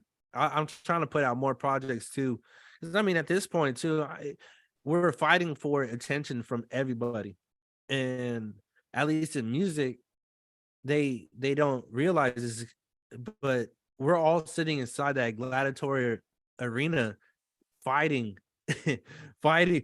I need the listeners. You know, there's only X amount of people that live here on this earth, and we're all fighting for them to listen. And you know, some people just have a certain level they paid for their experience, pay to play. And you got to fight in battle. Hey man, how'd you get that armor, man? Did you do the DLC? Yeah, I paid for that shit, bro. You're gonna get your ass kicked right now. I feel it. No, so, Look like does it look like they came from Last Witch Hunter? All right, so diabetes, yeah, definitely. That's why I'm pushing them that way. Okay. Kisses. Right. Grease in here got special fans and Oh stuff. yeah. Yummy on that.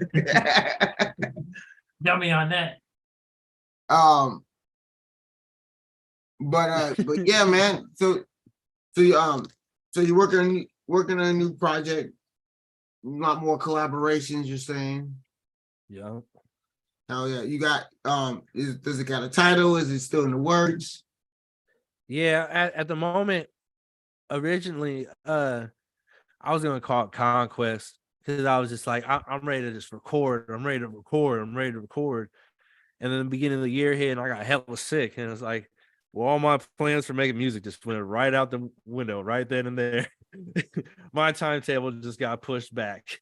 So now it's like, well, let me put together how I feel as I go along with the flow and vibe. And I just been so inspired by everything going on in life, good and bad, and just I've been producing beats, and I've been just sitting there listening, and like I said, I'm just been trying to figure out who's the right voice to sit on top of this beat, because I mean sometimes I like making the music, but I'm also like a songwriter, so I like to make sure the song goes all the way together, and you know, hear different little texture, different little vibe on a beat. You know, that's always fun. Oh yeah, man. Oh, yeah, I mean, like I feel personally like I've always loved the collaboration part of making music. I've always thought that was like the best part. You know, you can do what you do with yourself, and like sometimes you like, you know, you can kind of like, you know, like impress yourself and things like that. Like that's all cool and shit. But like, you know, like you kind of going like, you know, it's still like a knowledge of self kind of thing. But when you're working with somebody else, it's, you know, there's it's almost like there's just like a more open like door for the expectations. You know, you want to talk about like, oh, I'm not sure how they're gonna come with it. You know, you already like you can only guess how you know you're gonna come on it or things like that. You know what I'm saying? It's like the collaboration of it all is a mystery until you're complete with it. Right. I agree. I totally agree. And that's a beautiful part, because you don't know, especially being in the position of being the producer and setting it out. It's like, well, what's gonna happen? Especially because I do the other half of the verse, you know. So what's it gonna be? Is it gonna be like a mere reflection of what I'm spinning, or is it gonna be a whole nother different spice and flavor that's going to take the song to a whole nother perspective, or a juxtaposition on what the song was about, and make it sparkle in a whole nother way. That's what I like about the collaboration part. You know, it's not this, everyone can make top ramen, but what ingredients do you add to your top ramen to make the top ramen taste a little bit better, you know? Yeah, you know, I put you know, I start with that Frank's because I put that shit on everything. You know what I'm saying? I crack an egg in that motherfucker, bro. You know, You know what I'm saying? I can't keep it bland anymore, man. I got flavor and seasoning. I got thrown that motherfucker. Yeah, it smiles to a yin to the yang. Yeah, that's what you're trying to find, man. There you go. You know, and I've been lucky, man.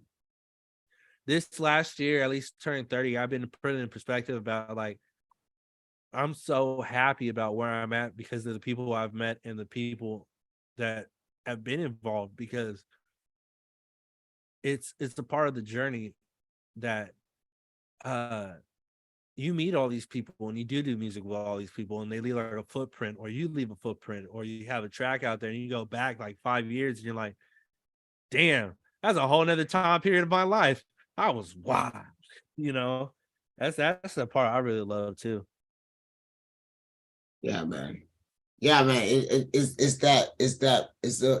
one of those footprints. You know what I mean?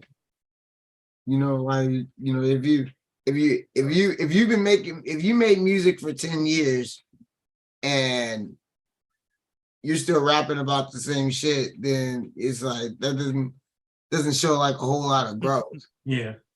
At all. Yeah.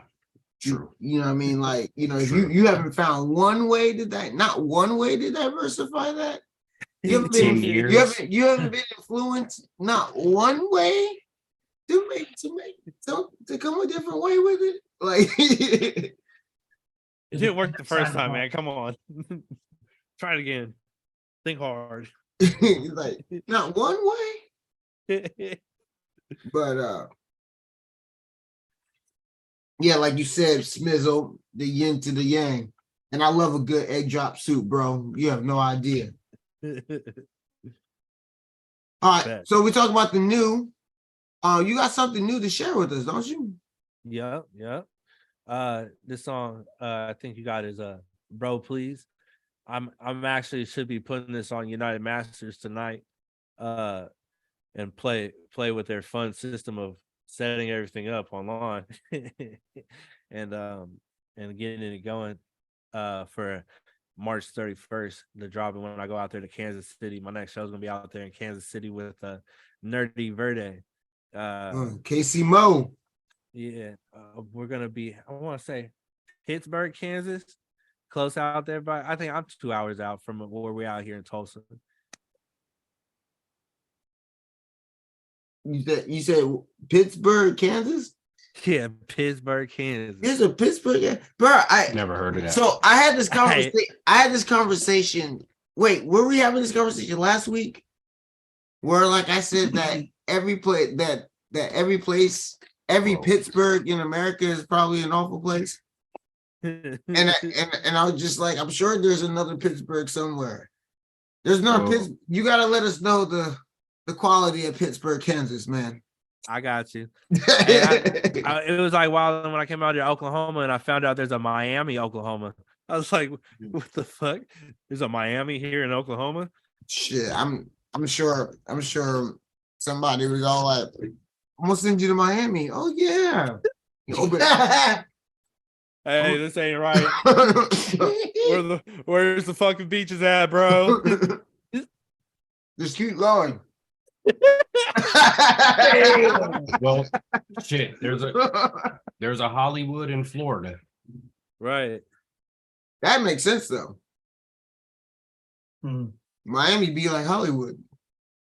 There's another Miami in Ohio. Oh yeah, we seen them on Sports Center and shit. Miami, Ohio, parentheses.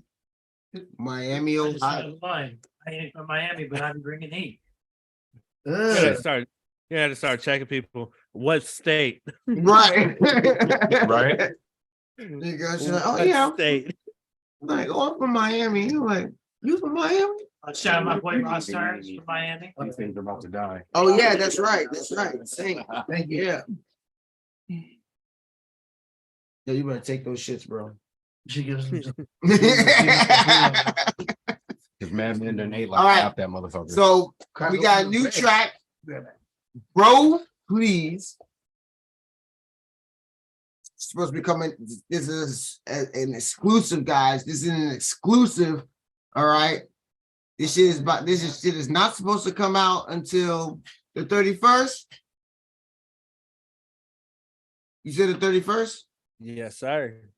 All right. So this is an exclusive, y'all. Exclusive. Can I Take the piss. Can I get an exclusive real quick? Bro, please. Who produced this joint? Oh, I did. Oh shit. Yeah, I did. I did that thing. All right. Exclusive.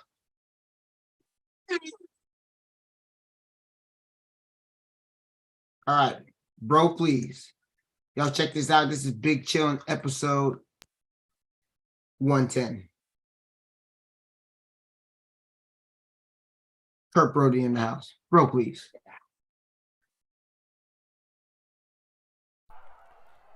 Y'all feel like dancing? Yeah!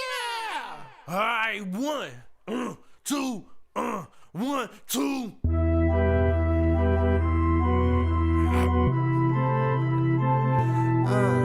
This was never a joke. I wanted to smoke.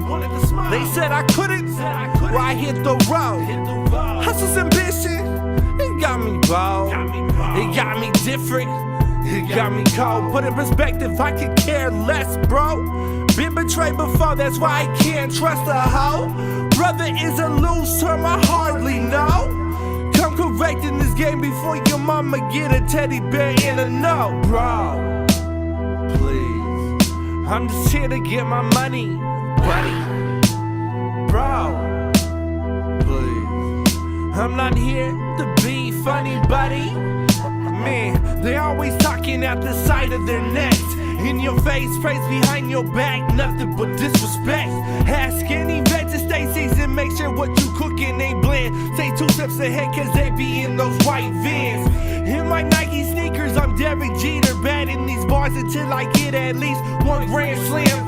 If I get 2, then I know I'm the man. Kick out the jams, I sound like 5 MCs, but I'm just 1 man. Bro, please, I'm just here to get my money, buddy.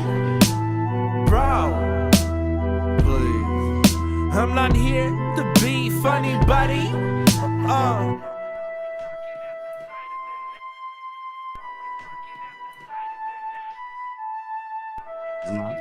So I kind of get Bro, please. a little bit to talk about. Bro, please. Bro, please. Bro, yeah. Oh man, that track's gotta have a visual, bro. That shit's. I felt it was very relatable. Man, That was Hey, giving me some Brody, you got vibe. some nice tracks, man. Once I again, appreciate that was you, the man. world premiere. Yeah, I got the horns. Another one. Yeah, Another you know? one. No, man. We the best. Say so. But aren't the best flows always timeless? That's true. That's true. The best flows be timeless. That is very true. You know, but no, that is true. The best flows are timeless, but you know, like flows still originate like in certain times. You know what I mean? Like there's, you know, you don't see. What, you just added some shit to that? What the fuck? You must not cherish your candy around here. You just put ribbons in this bitch. Oh, That's them yeah, sugar you know. sparkles outside. And Ashley was Sour like, ones, "Hey, take some the ghost." sour belts on top.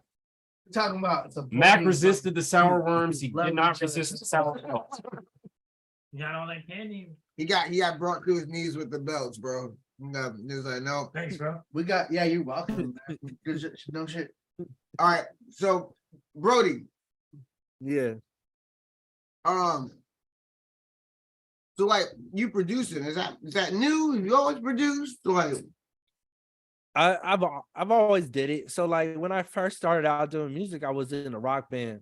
So I was already like making music, and I was already making raps for the band, but then I got kicked out the band, and life kept working in a way where it's just I was already in the studio. I was engineering over there, interning for Believe over there at Treetop, and then shout out Believe. You know, Believe. No, shall believe. You know, I was Everybody do a over lot there of stuff interning over for there. him. You know, And shout out then, GIB. You know, and That's the man's right there. So I've always been working on my own stuff. I've been engineering, producing, and stuff like that since the beginning, you know. And it's just at least I couldn't stop producing and writing music, especially when you get a feeling and you're like, it gotta be a certain way, like it gotta be a certain rhythm, or it gotta be a certain melody or something like that. And then once I make something like that happen, the words just start flowing out, and I start writing out this scenario, or I think of the situation, especially if it's like a heat of the moment emotional situation where it's like I'm taking whatever the situation I'm in and I'm able to replicate it at least into the sonics of the song, you know, stuff like that. So like that's what I love about producing, and why I like try to produce a little bit more, at least for myself, because I wanted to sound a specific way, you know. It's like I'm painting the picture, the whole picture, and while I'm making the canvas, I want to make sure everything continuity wise paints together. Even if it tells a whole story on this canvas, it just all works together. That makes sense. Yeah, no, I mean, shit. This whole thing is a canvas, you know what I'm saying? You know, we just do the outline first. Yeah, we're just pallets, man. And as life goes on, that's the feeling. You know, that's I'm deep. fucking Stardust, bro.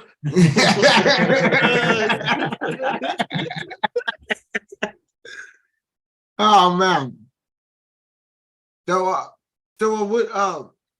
I'm just curious, man. You know what's there to do in Oklahoma? Yeah, there's a lot of stuff to do out here. I mean, there's nothing to do, but there's a lot to do. You know, like you don't want to get into some shit, but you want to go out there, and like there's casinos, they do got bars, there's nightlife and stuff like that. And like I said, there's a lot of touring acts to come out here, all the way around, like pop music, hip hop artists, country stars, rock stars, they all come through here. They got a couple of historic places out here. One of them is called Cane's. They have like Tech Nine shows there all the time and stuff like that. You know, they got their own little historic walk of fame.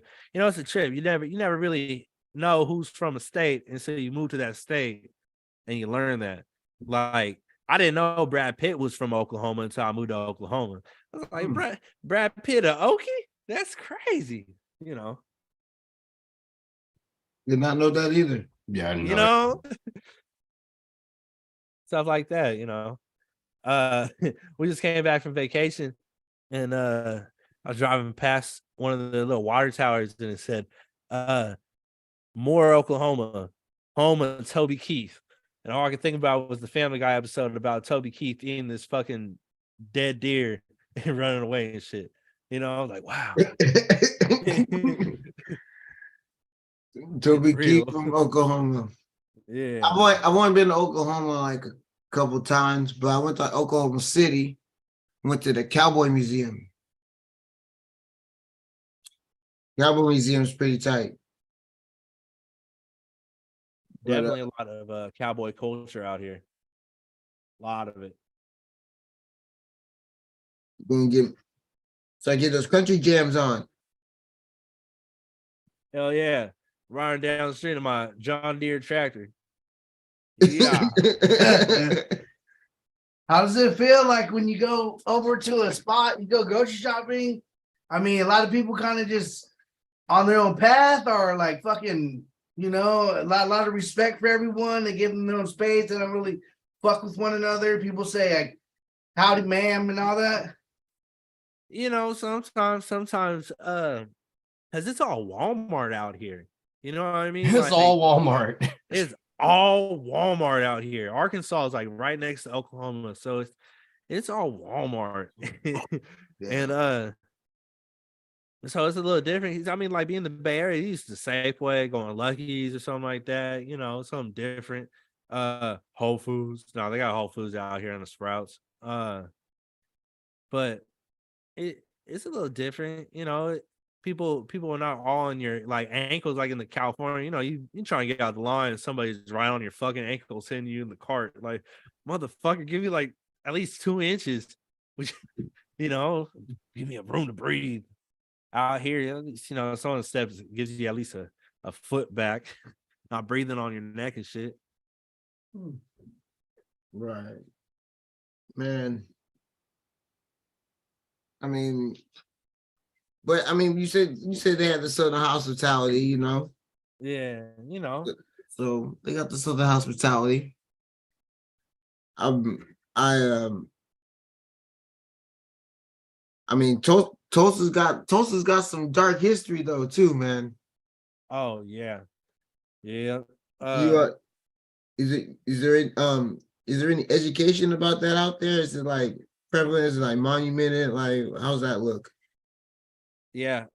They have a Greenwood Cultural Center out here actually. They've been building onto it for like the last couple of years, and it's amazing to watch because especially if nobody knows and they're watching this right now, about 100 some years ago, it was like about 101, 102, because we just hit the 100-year anniversary of it. There was a race riot where the white population of Tulsa went up north to Greenwood and started dropping bombs, shooting homes, businesses, setting things on fire, pillaging everything out there. People were murdered, slaughtered, and you know, they try to bury it, and you can't bury things for too long because, you know, things that happen in the dark come out to light. And, you know, now you go down Greenwood, it's a historical marker, you know.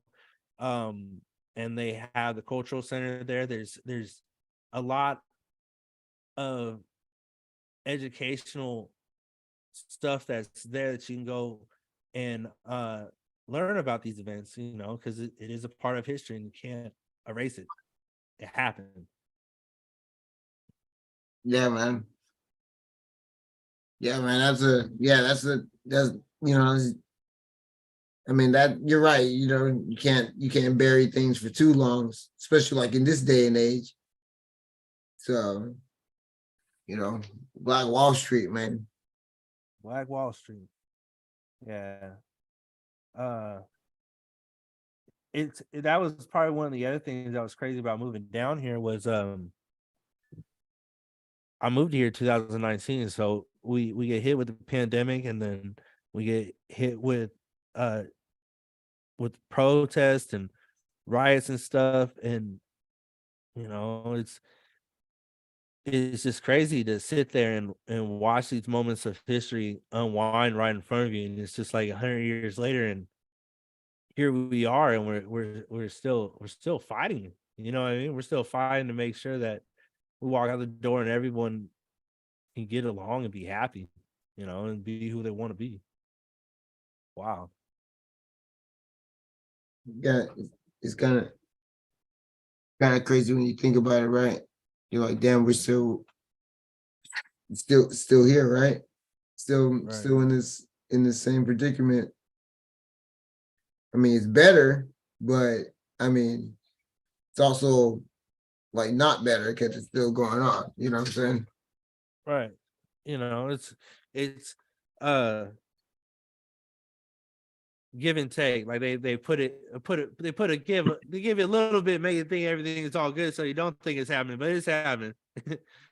And while y'all happy about what's happening and what they're giving, they're doing stuff right behind your back, making things happen. Right. Yeah. Just Just when you thought like, oh, it might just be better now. Like, no. No.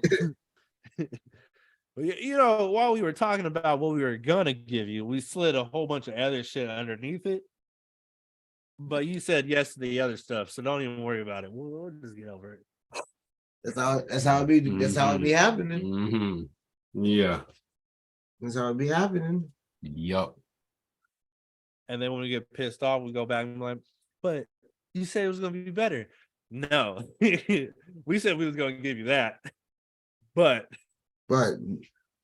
we still gotta fuck you. So yeah.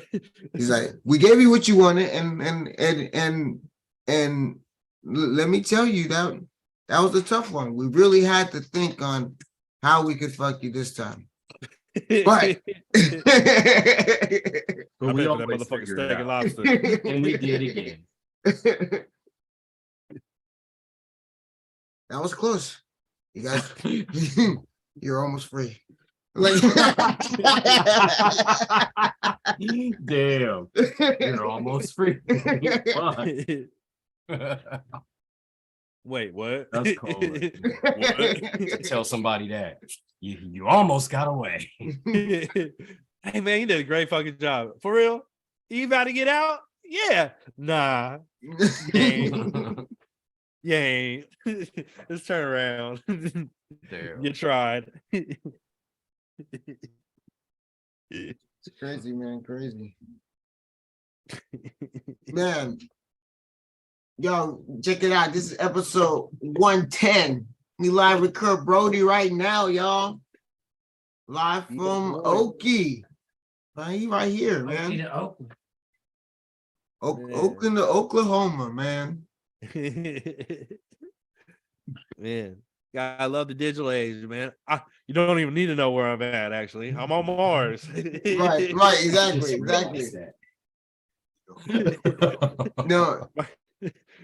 No, that's some real shit, man. It's like during the pandemic, man. I was teaching, but I was teaching online, so I'm like, well, I'm out then.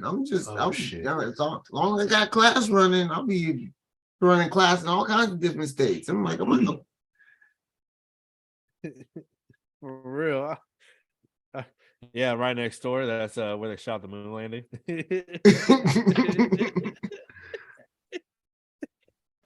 What's the drink of the day if you missed it? Oh, well, Mac brought in. Mac, what'd you bring in? Little red, little pocket red. And then I've been on the big wave of ale. We drink a while. I officially emptied a bottle of Stoli. He's been working. That's been worked on for a while. I helped you out a little bit. He's been working on that all week. It's finally gone. Something like that. We just find steps a day, keep the cloud away. Something like that. But yeah, man. Keep the leopard doctor away. Bro, you be go to bed with it. You got the pen. Hell yeah. Hell yeah. We technically inside the house. You guys got clubs out there? Yeah, there's a couple different clubs. Oh, actually, you know what, to be real with you, there's hella dispensaries out here. It's medical legal out here. It ain't rec, but it's medical legal. So if you have a card, you can go out there and get it. And I guarantee you go Google right now, Oklahoma dispensary, the map's just gonna fill up. It's wild. They got drive-through dispensaries out here, 24/7 dispensaries out here. Hey, 24/7, huh? 24/7 and drive-through. Yeah. See, I tell people this all the time. So it's like how California used to be. You got to have your rec. No, but here's the thing. I tell people all the time, how the California of all the places get fucked in the legal weed game. First of all, Nevada, who you used to go to jail for having to see the weed, legalized their weed first. Like, how did that happen? That shit threw me the fuck off. And then they can have 24/7. They can have drive-through stuff. Not California. Right. I guess Nevada is pretty simple. Nevada figured out on all the money they were missing out. That's true. That's all that was. They figured out on all the fucking money they were missing out on. But not California. Like Tulsa, like niggas go to sleep in Tulsa. Like, like I can cut out the house right now, go right around the corner. There's a 24/7 drive-through. Like, I shit you not. 24/7 drive-through. You know, Nice. This is wild. Nice. I'm leaving, y'all. So you literally 24 hours a day, anytime can pick up weed. That's fucking lovely. I'm leaving, y'all. That is lovely. I'm leaving. I mean, that's why it's wild. Like coming out here, I was pulling up and I was thinking, it had just happened though. I'm not gonna lie, it just happened as soon as I came out here. So I was like, wow, this is weird. You brought it with you, huh? You brought it with you. Yeah, I was like,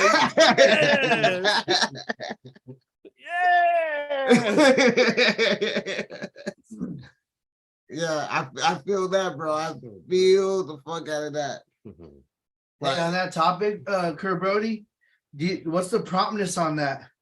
You know what I mean? Like, well, they give you some random ass time, or it's pretty like there's a line and shit, and everyone's got to decide, but you know, like how long you waiting? Because if you wait, it's like, oh man, like there is no time limit really for picking up a sack, whatever fucking 20 years ago.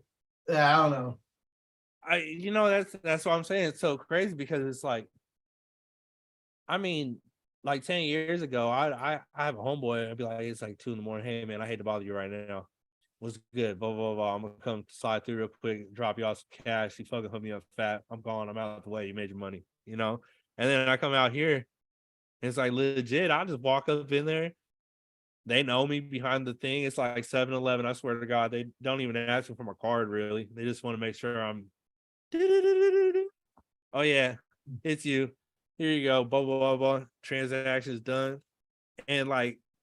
They got rewards and shit, the reward points. So I'm going to like McDonald's and stuff like that. I buy X amount. You get money off. I'm like, what? Oh shit. What? You saying I spent $20 and you gave me back 6, so I only actually spent 14? What? You know, shit like that. Yeah, here's your happy Robux. For real. Have you seen the show King of Tulsa? Smizzle ass. Yes, I have. I love that. That was a pretty good show. Have you seen it? Nah, I haven't seen it, but they before they stopped filming it out here, they had like casting calls for it. Like that's the other thing that's kind of crazy too about being out here is they got a lot of movies they film out here. They film them Hallmark movies out here. They got that last FX show, Reservation Dogs. They filmed that. They just got done doing a cold casting for that. And a couple people I got on Facebook, they were sending videos out, and these lines looked like they was going out to a concert, but the lines were so ridiculously long. It's crazy, you know. Trying to get on. Yeah, you know. But I ain't got to see that Stallone show yet, King of Tulsa. I want to watch it though. I was like, that I could relate. You gotta go to Tulsa, start over, make it work. I've never been to Tulsa. Want to go? Shout out my boy OKC though. Shout out my man Mike. You know what I mean? So I got some Oklahoma rounds to make, but. Shout out my boy Nate Sidious out there. Oh, there you go. Oklahoma, and like it's good to hear that there's a scene out there, man. That's good to hear, man. Yeah, it's there, man. It's definitely in I'd say a very strong development phase right now, where you can see a lot of people are making that effort. Because I mean, realistically, it's about work. You know, no one's gonna trip off you unless you guys are putting in the work to want to be seen. And especially with the community and being I would say probably not to say it in a wrong way, but a smaller demographic of market, if that's a big way of saying it, you know, in comparison to like LA, the Bay Area, Texas. Even Texas has a giant market for music. And then here's Oklahoma, and they got a lot of talent, and it's definitely here. It's it's just cool to watch. It's cool to see it grow and become different things. Yeah, man. Fucking shout out everyone making it move out there. You know what I'm saying? Yep. Before I got one more track that I want to play before I get out of here with you, Brodie. Tell me about the Rip. The Rip. I wrote the Rip because I was sitting in a bar and somebody kept talking to me about white rappers, and it pissed me off because I hate. I mean, shit, dude, you get lumped up in that demographic. You're there. It's all right. It is what it is, you know. But there's so many other things. Like me, I'm half Latino, so I'm Chicano. You know what I mean? And even though it is what it is, you know, my name's Kurt Brodie. That's my government name. I accepted it. I ran with it. You know. And I got told that, and just the way the person was telling me, it just fucking, it killed my buzz, it killed my high. And I was like, dude, I've heard all this shit all my fucking life making music, and I've heard the stereotypes. I don't care about the stereotypes. I've heard about everything that's going to be against me wanting to make music. But at the end of the day, I don't care about anything. I don't care about stereotypes. I don't care with anything stopping me from my goal of making music, for wanting to make that extension of myself. And that's why I wrote the Rip. Long story short, bring it right back. That's why I wrote the Rip. All right, y'all. This is the Rip.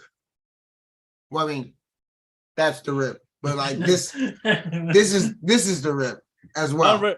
Unrelated the Rip, but that's the Rip. This is the Rip. All right, y'all. Episode 110. Y'all check this out, man. Kurt Brodie in the building, man. Check it out. Check it out. This is a Rip Us. Just to be clear, y'all, this is from the previous project.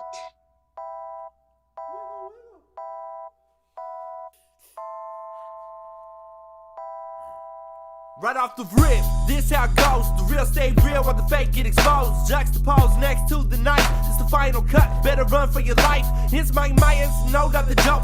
Don't even gotta run and kill you, bro. Don't want to smoke. So once I start the roll, spark, flame, then reload. Pretty hot 16, lukewarm and close to cold. I body any rapper who think they embody an MC. You do karaoke, bro, no joke.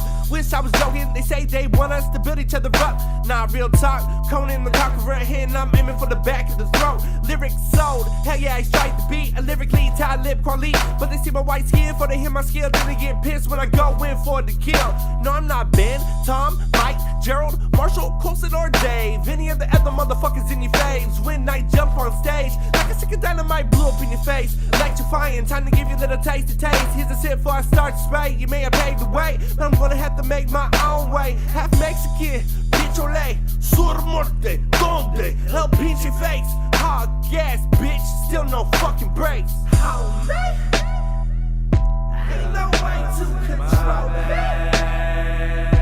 How long can I hold me? Man, I'm chasing this gold. Yeah, this must go. Ain't no way to control me. How long can I hold me? Yeah, I'm chasing this gold. Yeah, this must go. New one's gonna do something incredible. Look what I done, man, I feel incredible. Look where I'm going, made me feel incredible. Like the feeling of being up for edible. See, the truth can explode. expose any lie. When I'm with you, you hear my truth. That's what I do. See these words that I bleed, give me clarity. Coming from a place where smiles over rarity. Everything's upside down, no gravity. Where being positive makes people mad. Be climbing up the hole just to see something you trying to put me down. Thought we supposed to be kids, thought we supposed to be at the mud. How you gonna turn on me? Acting like we were Muhammad. Cut them, kill the fat, kill the weak. Make emotion one, the only emotion make his words that they speak. Only thing they do is suck air, they don't even breathe. I breathe while living fantastically. These dreams became reality. The moment I stood on stage, looked you in the eyes, told you I was in this fight or die. Told you I was real, you would live it alive. No hands out, just hands out, shake hands, give me dabs and I be out. Freestyles turn to freestyle since me and mine been on the grind. We made the grind feeble, no 50-50, just crooked talk between the lines. Curb dog, El Cucuy of rhymes. Oh man, ain't no way to control that.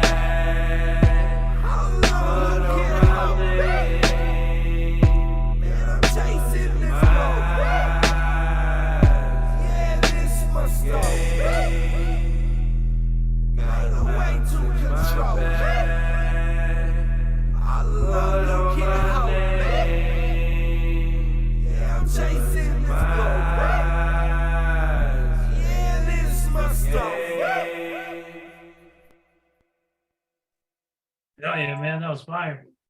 Thank you. Hell yeah, man! Off the rip, the rip. And there's the rip. Yo, man. Kurt Brodie, man, tell everybody where they can find you at, man. Where they can follow you and all that good shit. You can find me on Facebook. You can find me on Instagram. You should be able to type Kurt Brodie and I should pop right up. Instagram would be Grandmaster Kurt.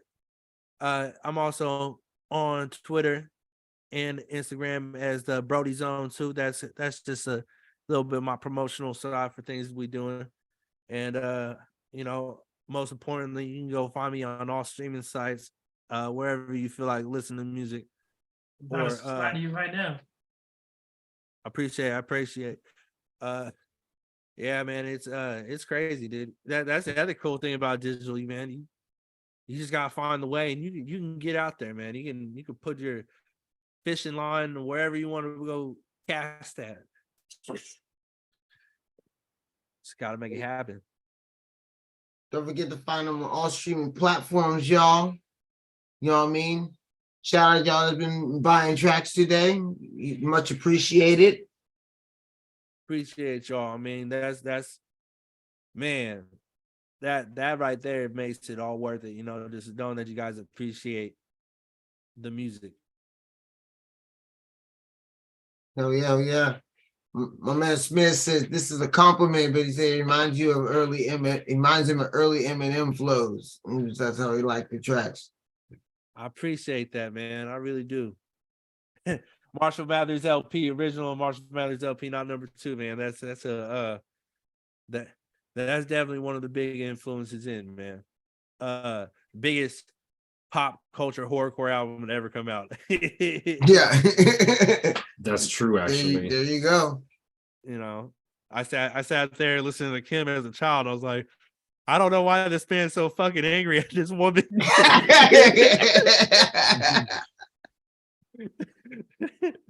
But this shit sounds great. Mm-hmm. Yeah, man. That Kim track. I remember like I was going through some relationship issues. I used to have that song on repeat. Just put it on and go to sleep. Bring about strangling this bitch. When I first heard of Eminem, it was the Eminem show. So, oh, that's the first time you heard him? Yeah. Oh shit. Yeah. That was Sorry, Mama. That was a good one too. Hell yeah. That was I feel like I'm not gonna say peak. You know what I'm saying? Because I feel like as artists, you can travel as many mountains as you want to, but I definitely say that's probably one of his strongest bodies of work, the Eminem show, at least like all Definitely. the way around. Definitely. That's know, definitely one of his best. Like it had everything. He was working with Dre, 50 Cent's about to pop off. he's just fucking working. I'm going crazy. Here's a good album. Yeah, 50 was starting to pop. I mean, he was still doing shit with D12, still had Obi around. Yeah. You know, still had Proof around. Right. None of the rock star takeaway. No. Proof was the one that squashed the beef with him and ICP. Bowling alley. Yep. Yep, over a bowling mat. There you go. You know. Wake up, she in the trunk. Slim anus, damn right, slim anus. I don't need makeup to help you two faggots. Man. Something like that. You couldn't fuck with Eminem in that time period, man. He was just ready to explode. Yeah, I'm glad he was able to find a way to temper things, and because he was also going in a bad way, so I mean, he wasn't like heavy on the pills and shit yet at that time. Like came shortly after that though, I believe. Oh, the best Eminem song is the Not Afraid. I'm not afraid. Take a stand. That's just powerful, man. I do actually really like the Recovery album. That album It's is a good album. My mom. I don't know if you're going right now, Kurt Brodie, but fucking with everyone that's saying something right now about Eminem topic, like when he just released Music to Be Murdered by Side A and Side B. Yeah. Okay, so like they put Eminem on a fucking interview with King Crooked, and they like he was interviewing Eminem about the lyrics and the quality of how he spit fucking Kamikaze, and then just Music to Be Murdered by. They're like, where are you going with this comfortable space? How'd you get in the space? And he's like, well, we didn't have the Instagram back then, so I wasn't really like taking it a very big focus on my putting effort to pay attention to that. And he said, I just like was kind of figuring out some bad shit, too much bad shit. So he took control of his own streaming platforms and his social media pages, and he just got consumed about it and decided to say like, well, this is going on and I'm not going to respond, crazy. I'm just going to open up and say, I don't like what you're saying, and go about it that way to strategically not start beef. Yeah. And so King Crooked was really interested, and he's like, some of that shit in there was like shocking to hear, like you were fighting back. You were talking about MGK? Yeah. That one piece, that was the biggest fucking the main target. And King Crooked said, which I thought was like fucking, it resonated with me, is he said, like, let me tell you like some advice, or let me tell you some how I see it and how rare opportunity it is to share this with you. But you drop Kamikaze and we hear it and we play it and we like this song, but because it was so fast and lyrical, it might take like 10, 15 years for people to catch up with it and get the time where Eminem was speaking at his mind to the listeners, and at a place where his mind is actually hella high. Mm-hmm. And he's saying something that like people trend on like later after it's already been tight. So that's just something I fucking got like, idea from what you were saying. Yeah. I definitely agree on that notion. That's why like the piggyback off that, like E40 is gonna be my top 5 no matter what. Motherfucker raps and curses, but you go back on his discography, him and Too Short, they were spinning shit motherfuckers are now getting famous for talking about. You know what I mean? Like Too Short was pushing P, motherfucker. He was pushing P first. I mean, Master P. Yeah, that's all he ever pushed. You know what Master P taught me? That all hoes suck dick.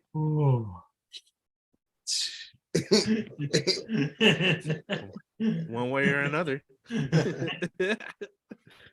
Hey man, fucking Kurt Brodie, dude. I wish you the best of luck. I followed what Chris Reese was saying. He said, "Yeah, I followed you. I followed you too on the YouTube." Fucking, I'm gonna dip out to everyone. Oh, you know, Chris Reese. I gotta dip out. PhD, Chris Reese. Shout out Little Rip, man. I'm gonna hit you guys up, dude. Man, all appreciate you. all y'all. Good to see you. Hope you have a good spring. Tomorrow's the first day of spring. I'll fucking catch the rest of this episode later, man. Nice meeting you, Kurt Brodie. Hell yeah, man. Good shit, Nice dude. meeting you, man. Thank All you, right, thank guys. you. Love you. Yeah, man. Yeah, man. Fucking it's just like. Oh, you's leaving this shit here? Like oh, shit. Oh, shit. Come on, man. He still ain't gave me none yet, man. Come on. Here you go, bro. Man, you the best. But yeah, man. No, yeah, it's crazy, like, because the elevation of an artist, you know, it's sometimes it's not appreciated until, you know, till later.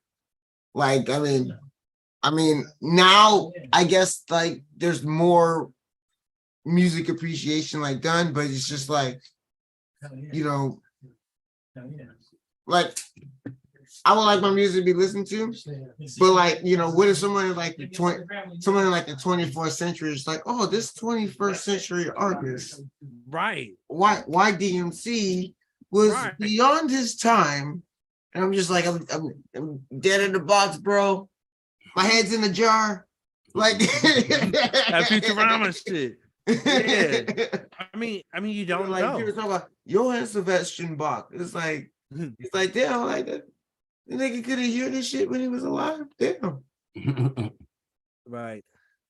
He's like, he just tried to fill a few parlors and sell some music and just be like, say no, I'm like is anyone going up and telling us like, no, man, everyone's forced to learn about you everywhere. Like, I mean, especially with what we do in music, and I mean, I know you guys been around too for a minute. Like, it don't get bigger; it just gets smaller, and you start noticing the same people, and you know the rooms just start. Wait a minute. It just. I don't know, you know what I mean? Like it don't get bigger, it just gets smaller, you know, like meeting the people who are really actually making things happen and stuff like that. It's us, you know, it's us as artists. And if you're not working and making stuff happening, you don't get remembered about it. You know, that's the legacy part about it, especially with the digital age too. There's no way if you're a real talent content creator, you don't have a way to leave something behind or make something happen. Yeah, that's some true shit right there. You know, unless an EMP happens and you know everything else, then bust back out the fucking vinyls, man. We gotta make power. I mean, I be thinking about that too. I'm just be like, you know, I try to keep thinking of ways to like maintain sufficiency, like minus technology. You know what I mean? Like I'm starting to think that way. I'm starting to think like, all right, so what can I do physically that doesn't require any technology, just in case of some. I mean, we already had a pandemic, bro. Okay. All right. That shit happened. All right. So, you know. We got an old shit bag, man. Trust me, when the pandemic hit, we got an old shit bag. We were ready to go. Right. but now it's just like, okay, so what if there's like a big, like, you know, God forbid, like global network crash. Right. That literally would be like Armageddon. You know what I mean? We've been pretty fucked. We're already showing we don't give a damn about each other. Right. So That would literally be Armageddon. That would be the end. Just like you see how people flip out when they're like they can't post for 30 minutes because there's a Facebook crash. You know, it's like, oh my God, I didn't know what was going on. I didn't know what was going on. I didn't know where you were. Like I've been sitting here and I have no internet connection with my phone and I can't figure out how to make a fire, you know. Google's down. Google's down. Fuck. It's like it's literally like people have been able to have been like technology been super great. Yeah. We're comfortable. Like we're too like comfortable. We're too comfortable now. I don't even have to look for the remote to my TV anymore. I use my fucking phone. Right. Or you can just talk to it. I don't have to push the buttons on it. I'll just be like, turn on the TV, Netflix. Like, Hey, I'm not gonna lie, that's my favorite thing. Walking out of the room, Alexa, turn my TV off. Right. Yeah, since you have a dog, we don't have buttons anymore. Yeah, crazy, right? Like we're pretty. We have a lot in bed. Like you can't like now. Like most of your medical appointments are booked via mobile and like most of your medical appointments are via mobile now. I tried to call to set up an appointment. They're like, "Why are you calling us?"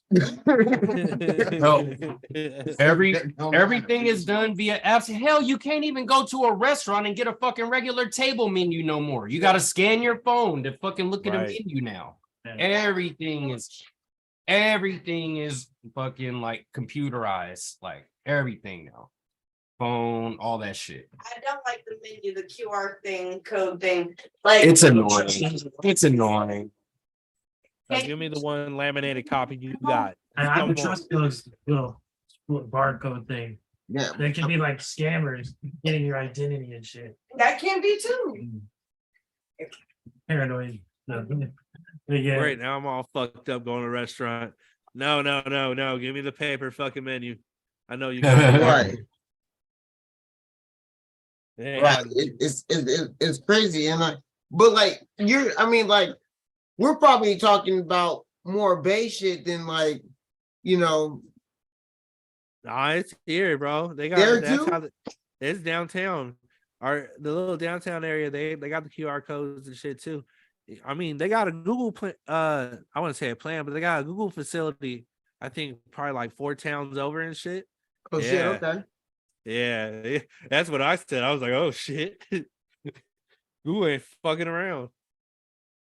So the check is in the mail, just fax me. Right. Like no one has a fax machine anymore. The fax has gone straight to hell. Like that shit is gone. Oh yeah. Like you better scan that and email it to me, ho. What are you doing? You better PDF that shit. You want me stand next to this loud ass thing? PDF me, bro. Yeah, I don't understand why my company still runs with fax machines. Oh shit! No way. Really? Stop. No way. Hey, I mean, 1980s technology. What the fuck is that? No, like the sour can. I mean, to be real with you, a lot of people still run fax for credit line.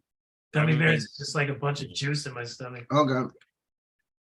I mean, they haven't got rid of checks yet, even though that's almost on the way out too. Everything is digital. I'll deposit you in right here. Swizzle said that's a great new scam. Instead of card scanners, QR codes on tables pretending to be menus. Yeah. That's how they get your stuff. That's some wild shit. How do you feel though if you're sitting at a table, if a customer sits down at the table and you have a QR code taped on there, how are you paying attention to someone else not taping over a QR code over there? No, of course not. No.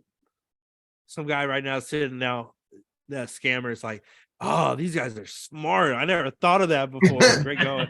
He's like, I've been Yeah, don't give them ideas, you guys. Damn. I've been going in and attaching the scanner to every machine. I've been doing yeah, this I was shit wrong. just watching it, like, it was a commercial of a guy talking about him being a scammer and teaching how you did it. And it was like, he went to all the homeless people and said he was collecting a survey or something and got everyone's information. And that's how he got everyone's socials, a bunch of different people's socials and identity. Yeah, that's cold blooded. Stupid. He was like doing Going after the homeless too, like Yeah. damn, Cold-blooded. bro. Fuck. to like saying that it was for housing, you know, and he was Wow. That's some fucked up shit. That is heartless. Karma Damn. is coming for that guy, or if it hasn't already come for him. Right. Damn. That's it. I hope he went to jail with crime. Something that's fucked up. Probably you got out, got an early release to be able to tell all of his scams. That's why he was able to be on TV. Oh, Yeah.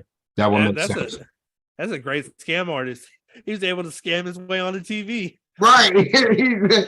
He's like, Most importantly, out of jail early, then on the TV. That makes me think the cops want him to work for him.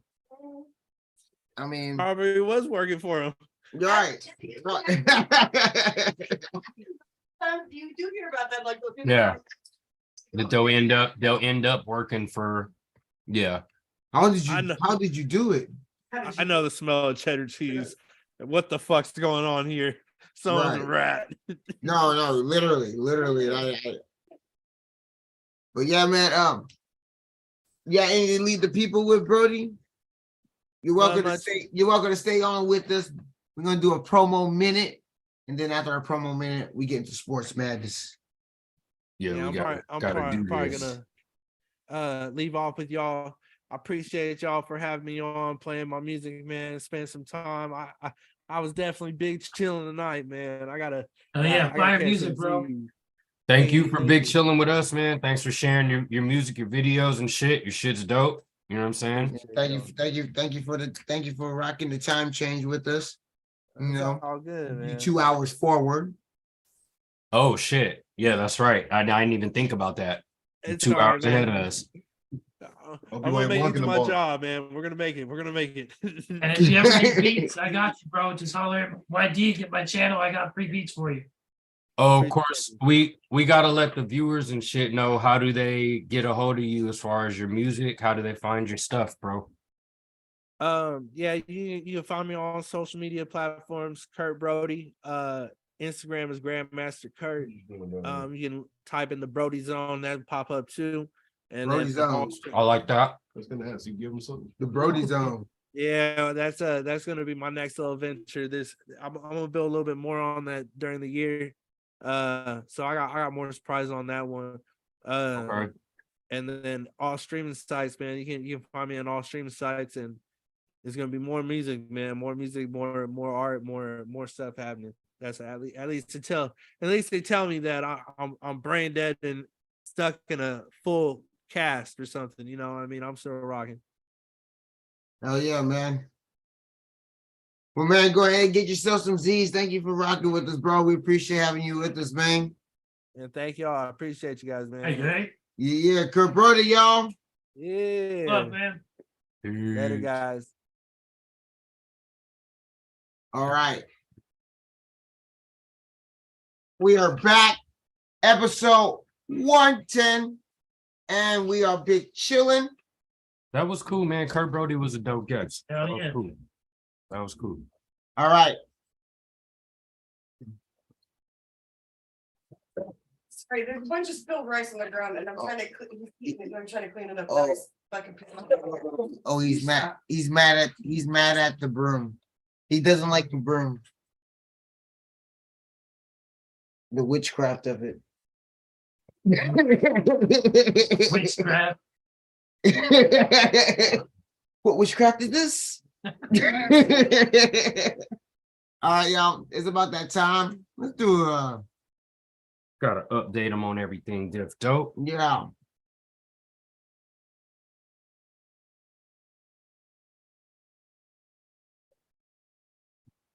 That one video he had with the graveyard, that shit was fire. Yeah, there's some pretty dope Notion has been the centerpiece of my life. Why is everything blue? Yeah. I was blue. I go dee da doo da. Promo minute. The promo minute. It's a promo minute. It's a promo minute. It's a promo minute. It's a promo minute. It's a promo minute. Promo minute. Promo minute. Promo minute. Promo minute.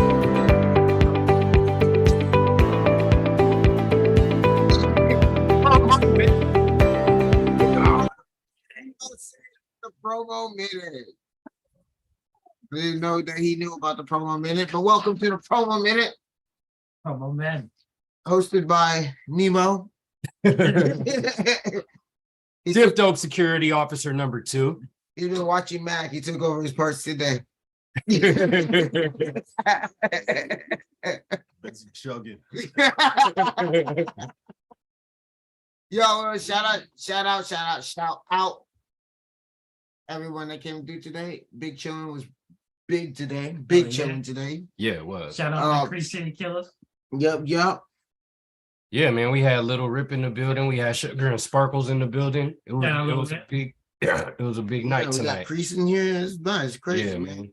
Kurt Brodie, man. Hope you guys enjoy Kurt Brodie. Yo, check it out. Glowworm.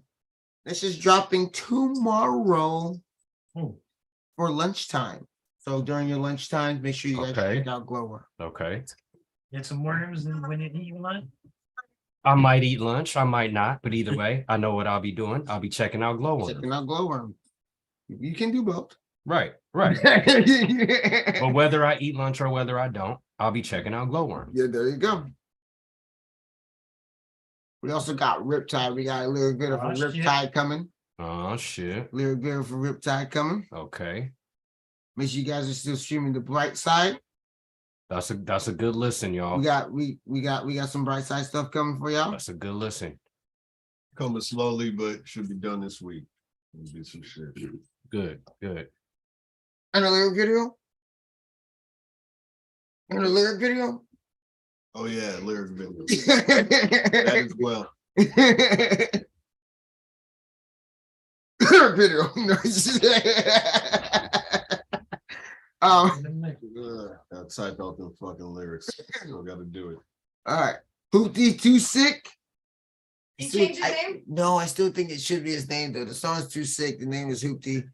I love Hoopty Too Sick. I I love think Hoopty it sounds Too Sick. fucking. I think The name of the song is Too Sick. But I think Hoopty Too Sick. Hoopty Too Sick should be his name.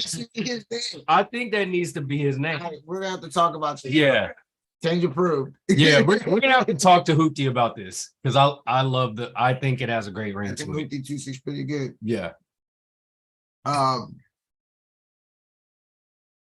He's hoopty low, right? He's Hoopty.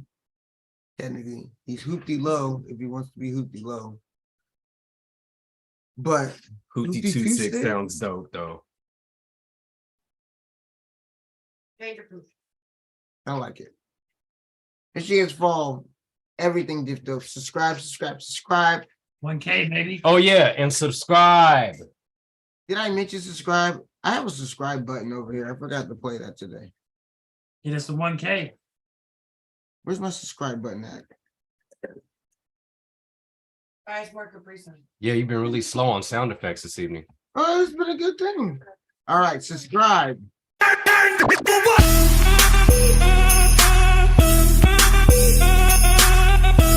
Every time you subscribe, you'll hear that. And if we're not big chilling, just know in the back of your head you subscribe, and then we owe you this.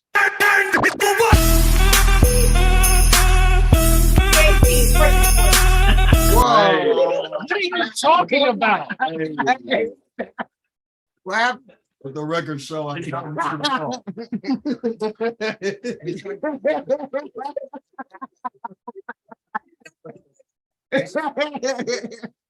We start getting gotta get some strippers in. I mean, like, I do bachelorette parties. That's a damn lie. You didn't even give one to a Speaking of twerking, speaking of twerking, where are your stripper friends? I guess they got. We're going to Vegas. We're going to Vegas. That's right. That's right. That's right. Damn it, Mac. We're going back to the strippers, bro. We're going back. Max, like as long as that chatty one ain't there, dude. Yeah, we'll go to a different one. The one that we talking about at the strip club. Oh my God. Stop it. Talking about world peace. Okay, I don't remember her. Talking to Max. Well, she was talking to us all. But we just kind of like dipped off because Mac was like in the combo with her. And I was like, You want to dance or something? You want to take something off? We shopped with her a little bit, and I was like, all right, you're a little too much. I'm not past the strippers. I don't know.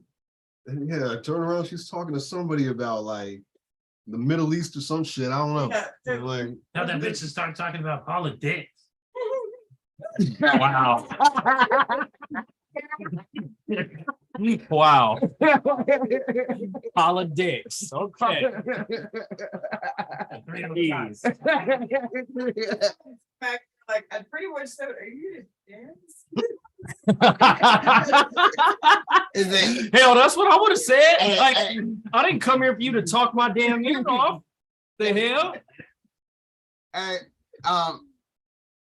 Manny says he's streaming the Bright Side on LimeWire.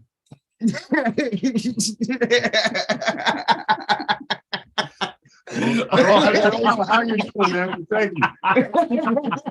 Oh, LimeWire. Damn. You go back in time? What the fuck? Man, it's like, oh damn, the promo background. Yes, promo bin is real. It's real. Manny says, be careful, might end up like Ja. Oh my God, Ja.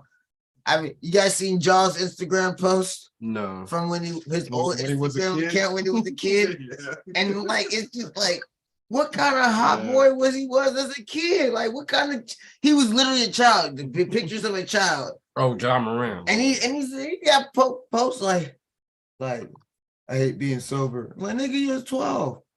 Like it was bad. It was real bad. Yeah, Old Town Strippers. Well, we were at Treasures. We'll try not to go to Treasures, but we still got the deal. It comes with 2 drinks, a limo ride, and a dance. Literally, like literally besides that giant pizza for $20 outside the strip, that's the best deal in Vegas.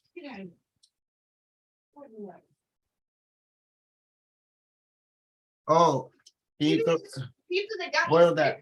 No, not that one. Boil that. Shit, believe it or not, I once talked a hooker down to free.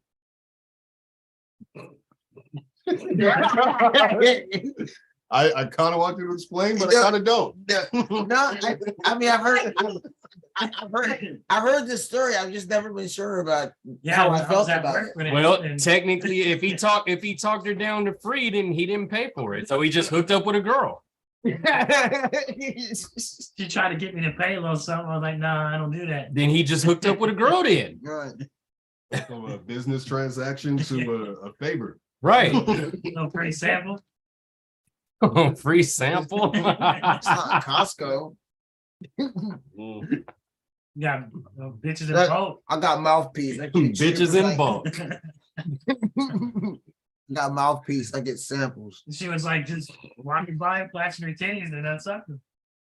And that was it. Well, there you have it. There you have it. So, all right. There you have it. Okay. You're like Nick Suck, like. And she wait, do I have to pay for these? My wall in the car. Excuse me, bitch. You're like, that's $10. Yeah, you know, you took me behind the tree real quick out there, slide on. There you go. Oh shit. Yeah. The story progresses. Yeah. All right. Well, there you go. So from now on, I don't hear nobody talk about being the coldest Mac. I mean, like, I don't want to hear no one talk about being the coldest Mac. Whether it's your supreme mouthpiece or it's her first night on the job, she probably went back. She's like, yeah, I did it. Where's the money? Oh, money? Yeah. You told me I'd be good at this job and to do what I normally do, so I did. You got that poor woman's ass kicked, Chris. Some dude with a top hat around the corner. I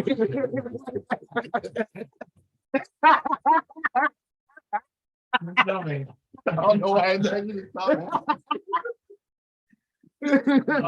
hat and a monocle. Not a fedora, a top hat. Oh, top hat. Top hat. Fucking, No, I thought I processed it for a fucking second. Mr. Peanut pimping that. Exactly.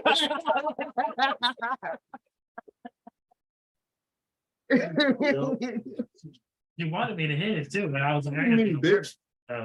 Chris was like, do you take checks? You take EBT, Nick? Well, take the EBT. You ever hook up with a hooker and afterwards she's like, I'm hungry. You're like, bitch, I just fed you. Damn. Well, damn. Yeah. All right, new drink. True story. Hey, we got Madman A in the green room right now, but before we bring him out, I have to mention this. Y'all, a lot of y'all probably know Chris Rock has a new stand-up out called Selective Aggression. And I think he's going blur. What's it called? Selective Aggression, right? Is that what it's called? Is that not the name of it? Selective something. Anyway, go ahead. So I feel like Selective outrage. Selective outrage. Thank you. Selective outrage. Selective outrage is the name of his new stand-up special that he's got out right now. I have not watched all of it. Honestly, I've only watched the part where he responded to the whole Will Smith situation from a year ago. But before I even get into that, I just want to talk about how genius it was business-wise as far as how he handled this. Because really, after the whole Will Smith incident, mind you, this was a year ago. After that incident, he pretty much stayed open-mouthed about it, or closed-mouthed about it. He really didn't say nothing about it. Will Smith was getting all this backlash and shit. Chris Rock really just kept his mouth shut about it. He started, touring, doing all these stand-up shows. So his business was starting to boom after this shit, and he kept his mouth shut about it. And he just, did his business, collected his money. A year later, in the hometown of Jada Pinkett Smith, he decides to do what, an hour stand-up or hour and a half stand-up, where finally in the last 10 minutes of it, he addresses the whole Will Smith issue. So, genius, right? He made motherfuckers wait a whole year. People were paying to see him respond to it. You gonna watch me for an hour, motherfucker, before I finally talk about this shit for 5-10 minutes. And then when he finally addressed it, it was basically everything he could do to basically call Will Smith a bitch without calling him a bitch. Because he never technically called him a bitch. But everything that he said about the situation just makes you look and listen and you just go, damn, Will Smith was kind of bitch made for how he did that shit. I just laid it out though. It's like this person called him a bitch, and this person called him a bitch, and this person called him a bitch, and they were talking about Jada's a predator, and they were talking about he's a bitch, and then what did this nigga do? He hit me. And he just let that resonate. He just let that rest after he said that. He just let the audience digest that. He was like, everybody called him a bitch. And what did he do? He hit me. Now, he made this clear in the stand. Y'all can go back and watch it. But he stressed the size difference between himself and Will Smith. Oh, yeah. And for those of y'all that don't know this, Will Smith is a tall, like, that's a big dude. That's a big dude. Chris Rock, not at all. That's a very short motherfucker, y'all. So, I mean, it was just laid out in such a way to where Chris Rock pretty much addressed it and made Will look even worse than he already had looked. And I think it was just genius business-wise for him to stay tight-lipped and just make people wait and then get his money. So I saw that special.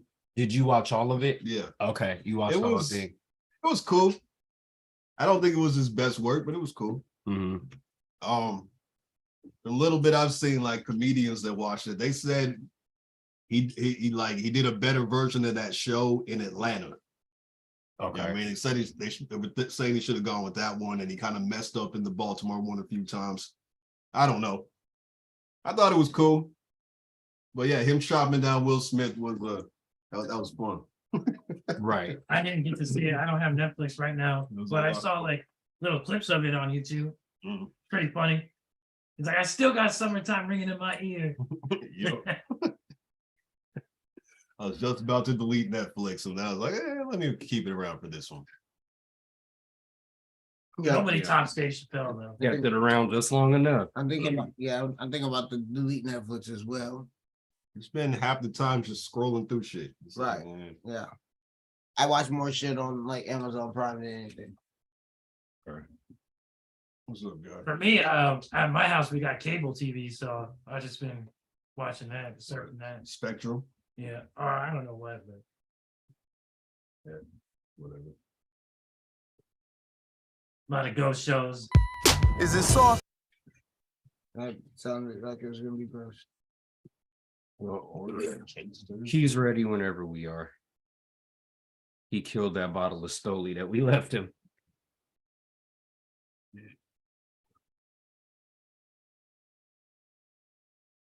All right, y'all. Oh Lord.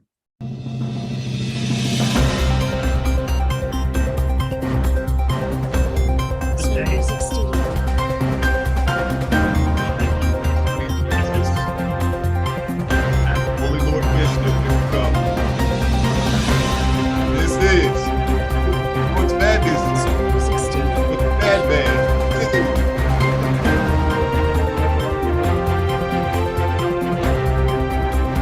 NBA's tied up. People are getting smacked around. It's the world we live in. Diff Dope in your motherfucking mouth. Well, thank you, Mr. Matt Kellerman, for that quite interesting introduction. Hey, I gotta switch it up. Very different, very unique. But nonetheless, I'm Madman A. Smith here on Sports Madness alongside YDMC. We have Crease Reese in the building for this special edition of Sports Madness. And the first thing I need to talk about is it is one of the most exciting times of the year in all of sports. It is tournament time, y'all. And as always in the NCAA tournament, every single year, there are upsets. There are huge upsets right out of the gate. This year was no different. This year's Cinderella team so far, Fairleigh Dickinson University in New Jersey, in Teaneck, New Jersey. Fairleigh Dickinson University of Teaneck, New Jersey. It is a very small university. I believe it's a private university. They knocked out the overall #1 seed in Purdue in the first round. Well, and you know what? It's interesting you say that. I got a chance to actually watch Purdue a little bit this season, and they play in the Big Ten. The Big Ten is really, they tend to play like, I won't say slow down big man basketball, but they do like to kind of slow the pace down. Fairleigh Dickinson is a team that played pretty much unlike all the other unlike all the Big Ten teams.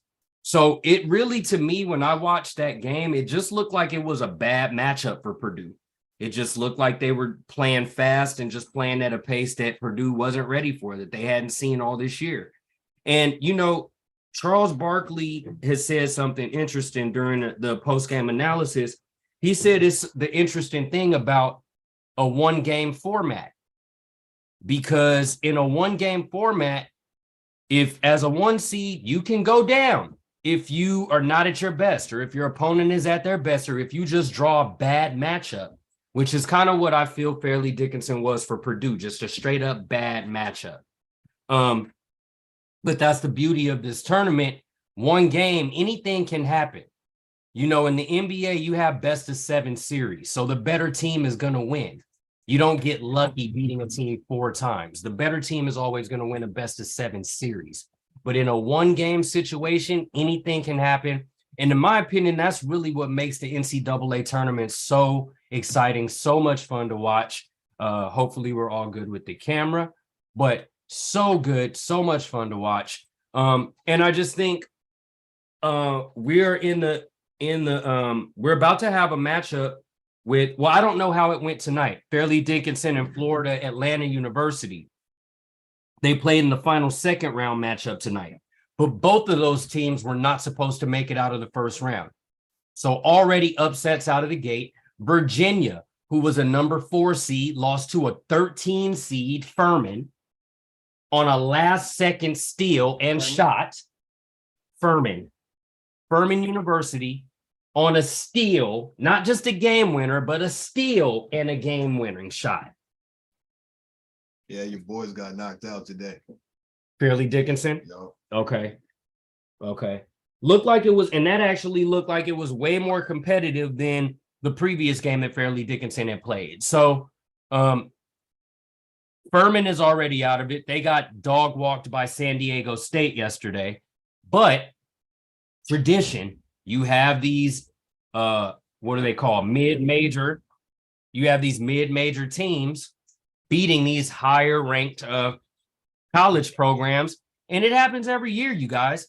And, you know, you can't, like I said, I think it usually just comes down to either a bad matchup or just one team not being at their best where the other team is. But these top seeded programs really need to go into this tournament on their toes, man. I think they need to stop assuming that they're just going to make it out the first round because they're playing a mid-major school. You need to understand what's been going on in these tournaments, man. But it's going to be exciting. You have some powerhouses that are still in it. Michigan State got a big win over Marquette today. Xavier won it. The defending champion, the Kansas Jayhawks, were eliminated yesterday in the second round. So the Kansas Jayhawks will not be repeating. Duke has been eliminated.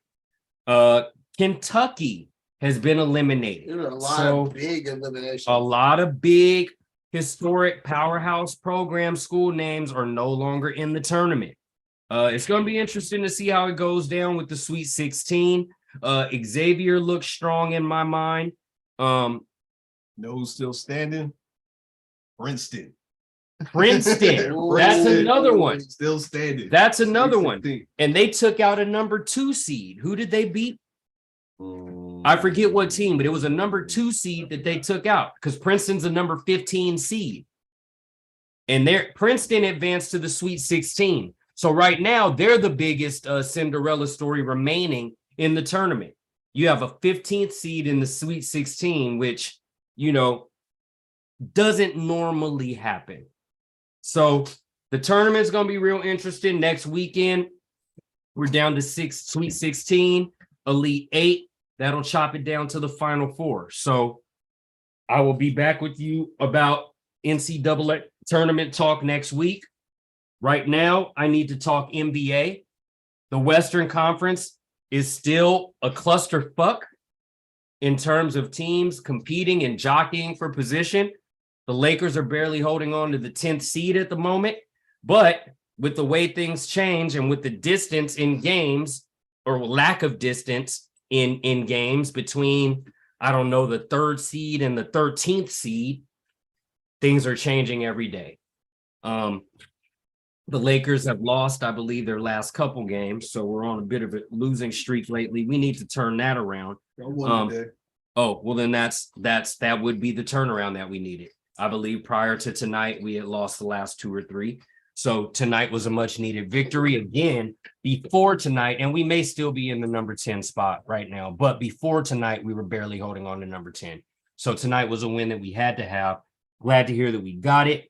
But it just looks to me, you guys, and I hear more and more analysts talking about this, but it seems to be a foregone conclusion, at least in experts and analysts' mind, that the champion of the NBA this year is coming out of the East. I think that seems to be a foregone conclusion from just a lot of what I'm hearing. Other than Denver, I mean, no team on the West seems to be able to win a road game. So that's been problematic this year for the Western Conference. And you have the top 3 teams at the East that are pretty strong teams. So it's going to be interesting to see. The Warriors, you guys want to dive into Warriors talk before I switch sports subjects? Well, real quickly, the 2 spots in both conferences got overtaken. The Kings are in the number 2 spot in the West. I mean, by half a game maybe. Yeah. And Joel Embiid in the Sixers taking over that 2 spot in the East. So the Celtics are now 3 in the East? Because the Bucks are number 1 still, right? Yeah, the Bucks are. So that means the Celtics would be number 3. They're basically tied, but the Sixers got the tiebreaker. So okay, Joel Embiid playing out of his fucking mind. But he really wants to. I think he wants to get his team as deep into the playoffs as he can, but he's on a personal mission for MVP this year. I think he really feels kind of snubbed the last 2 years. I won't even say snubbed, but coming in runner-up the last 2 years, I think lit a big fire under his ass this year. I think he wants that MVP trophy. He deserves it this year. There's a stat as to why, but we'll get to that later. Go ahead. Warriors, though. Look, Not doing too hot. I have Mr. Go Dubs himself. I'll never turn my back on the Warriors. I'm always believing them, but you got to be realistic sometimes. The chances ain't looking good this year. We can't win on the road. We can't win on the road, and we can't win. We can't win on the road. Literally doing great at home. Excellent. We're on an 8-game winning streak at home. On the road, we can't win, and we continue. It's the defense. Our defense travels. Our defense is non-existent this year. We've been losing a lot lately. It's looking rough. And Curry, somebody need to give that man some water, because he's over there overly breathing, trying to do the announcers, and they're all bombarding him with sign this. Give the man some water. One of the greats, man. I don't know, man. He came back right before we went on the road trip, and I don't know. But Clay's been waking up. Even Clay, last few games, he's been dropping 15. I don't know. We're not built for defense anymore. We just lost to Memphis 3 times in a row. 3 times, yeah. Well, my purple and gold, on the other hand, number 1 defense since the trade deadline. But that has not directly translated into road. Well, we kind of have won more games on the road, but we need to do a lot more making up for what we've done earlier this year.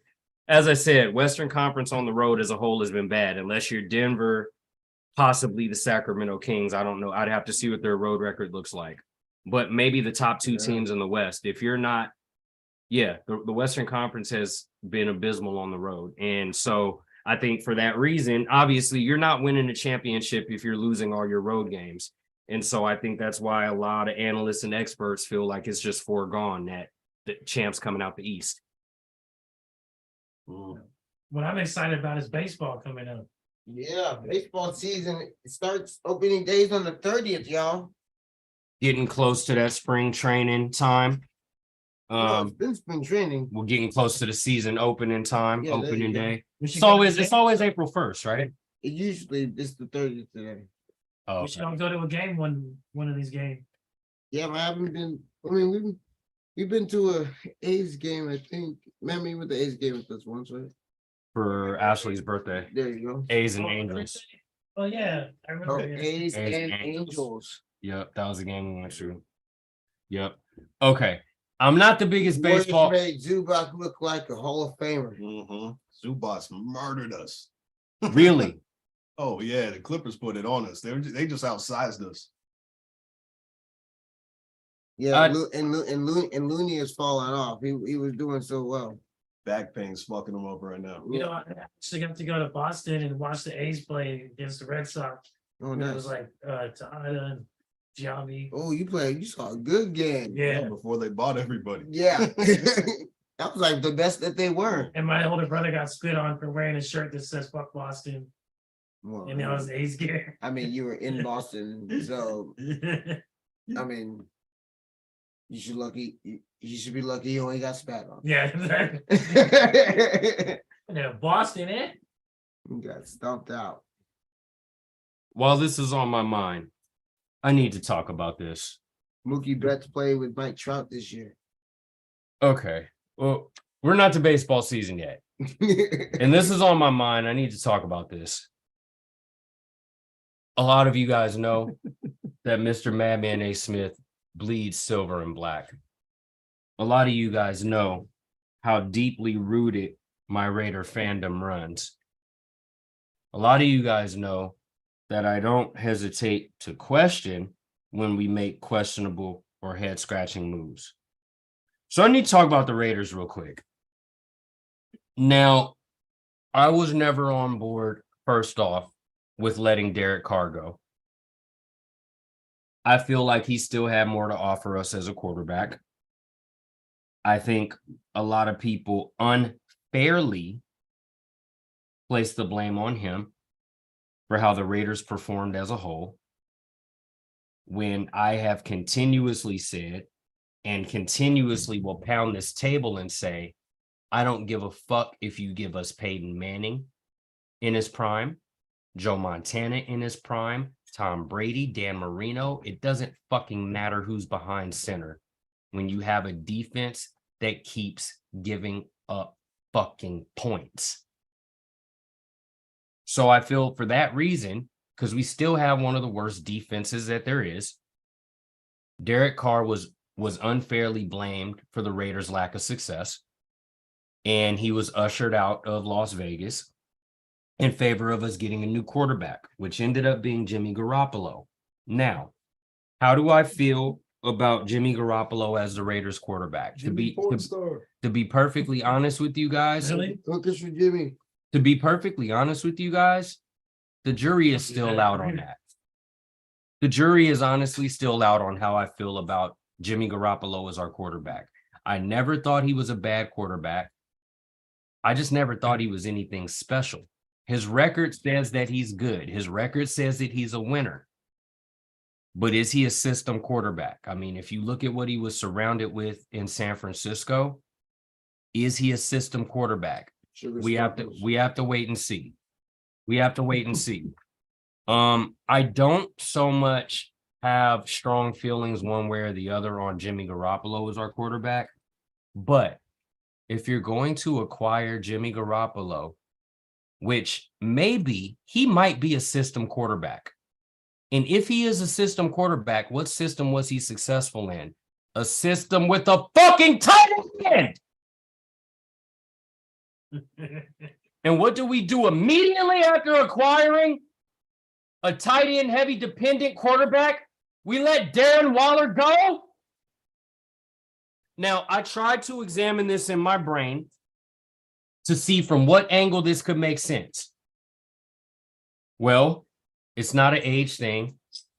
Darren Waller is one of the younger tight ends in football. Has nothing to do with his talent. He's already one of the best tight ends in football.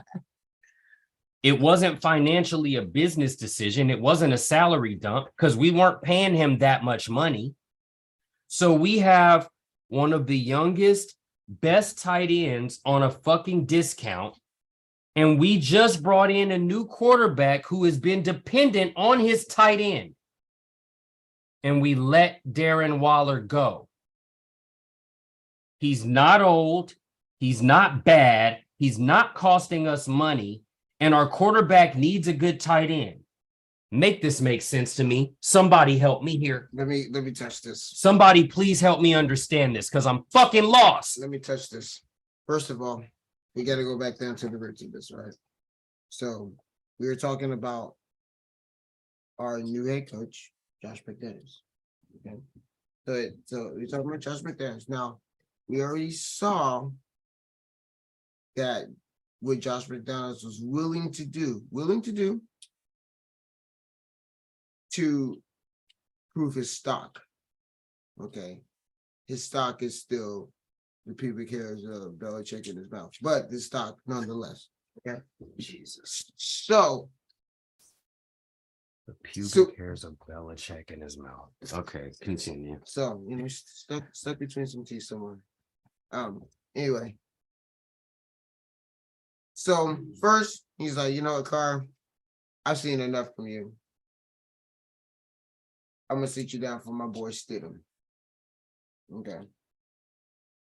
Stidham, you'll be the one we're gonna bank our winner go home playoff hopes upon you. Are we already going home? Yeah, we were already out of the playoffs. That was why they benched Carr because our season was already done. No, we had that game. We could have. Someone could have lost that game if we won that day. Someone could have lost and we still would have had a chance. I think the chances were like, yeah, we needed a bunch of stuff to happen in order for Okay. So anyway, so you sit them down. So I'm thinking like, okay, is this for the safety of Carr? Because there's been issues with that in the past with the organization, right? Stidham gets a shot, and it was just like it wasn't just like, oh, let's sit Carr and be well. It was like, hey, Carr, boom. But it was like boom. You know what I mean? It was like no one talked to Carr. He was like literally like sat and he got put into him out. It wasn't just like we're protecting our asset. They're like, Carr, next question. Like, go sit down so we can get a trade going. Well, he was the one that decided because they talked to him and was like, yo, we're gonna sit you, blah, blah, blah. He was the one that decided to kind of just like, I'll leave as to not be a distraction. You know what I mean? I'll give Stidham the locker room, blah, blah, blah. So that was more like Carr trying to be professional, seed the team to the new quarterback. That's not being professional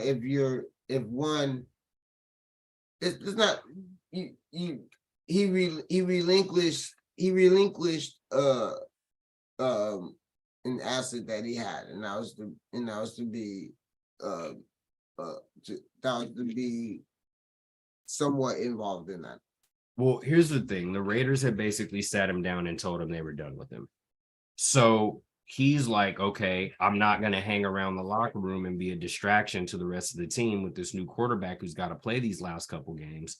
Like, I feel like the walking away was the professional thing to do. If the Raiders told you we're going to cut ties with you, like you played your last game as a Raider. But here's the thing. You want to talk about, so you wanted me to make sense for you. I cannot do that. I'm going to make it make less sense for you.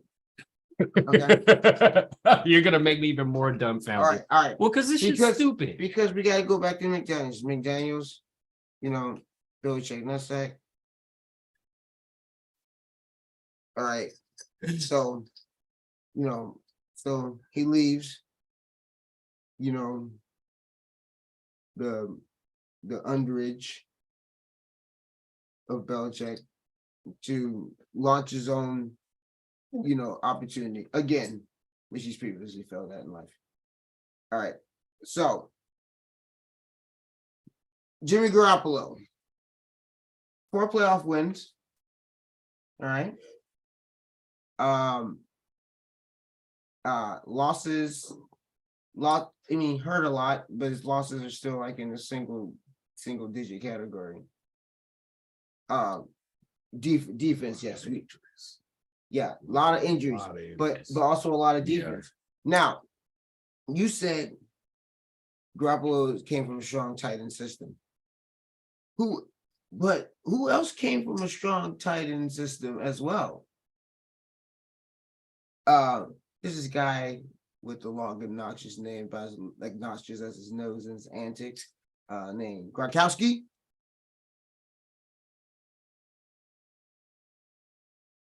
Also, doesn't make sense why Waller's gone. Makes no sense. I don't understand it. The only thing that would have made sense was if you get rid of him if you know that you've got somebody better on the way already. Also, but that's not what we did. Also, for a third round, for a third round draft pick, you didn't you let them get the discount on you after you had the discount For 1 third round draft pick. That's awful. Here's the fucked up part. Stidham went to Denver. Yeah, not even there no more. So he's Russell Wilson's backup now. Stidham went to Denver of all places. So we have Garoppolo. Who's our backup then? Which he let me. Right, yeah, because there's no Minshew. Minshew's gone. I don't know who our backup is. It's going to end up being some random rookie, probably. Right. I really dislike LeBron James. we were talking football, Crease, but okay. That was out of nowhere. Okay. I like pizza.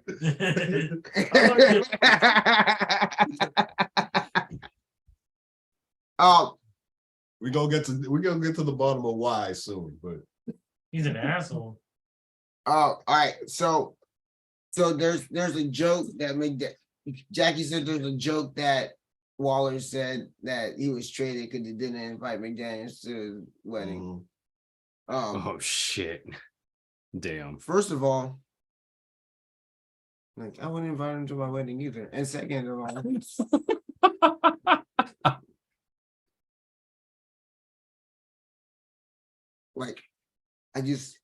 I just feel like of all coaches, you never really feel like petty bones in coaches. There's only a few petty bones in coaches that you've actually seen. This guy seems like he's 100% petty. McDaniels. 100% petty.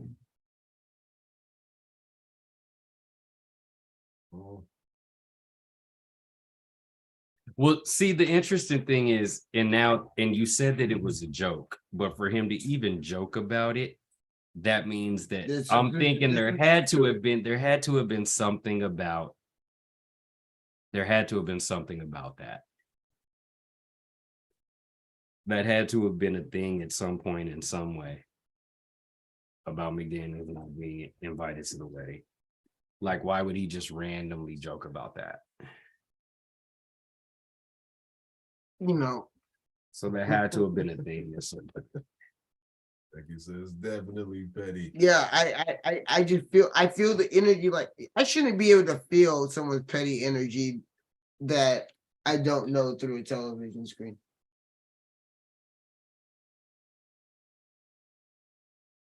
So what do you give the Raiders this year, y'all? 17 games. How many we winning? 4. That's how many they're gonna play. We're gonna start out to a rough. We're gonna go 0-3 to a rough start. We're gonna win 2 games. Garoppolo gets hurt, and then we'll win 2 games throughout the rest of the season. Jeez. Thing is, he's not accurate down the field at all. Devontae's gonna get mad. He's never thrown a he has never been accurate. So is he a system quarterback? He hasn't thrown a pass downfield in 4 years. A lot of his passes were to the tight end, and they were intermediate passes to the wideouts. He didn't go long very often. And not to mention, San Francisco had a strong running game. So that's why a lot of people ask or even assume or guess. They either ask, is he, or they say he is a system quarterback based on what he had around him with the 49ers. So Okay, but we just got to see same- now. We got to see. bring the same motherfuckers around you. And if one of your biggest threats, a deep threat, and you don't have anyone to get it to him.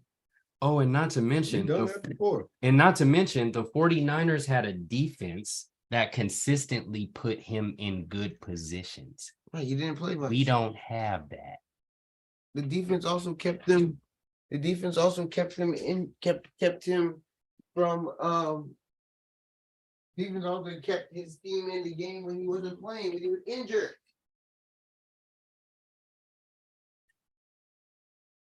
Yeah, I would like to think, or at least assume, that the Raiders are not done building their roster at this point. I mean, I have to believe that there's some sort of plan to fill in that tight end spot, because I just can't make sense of that.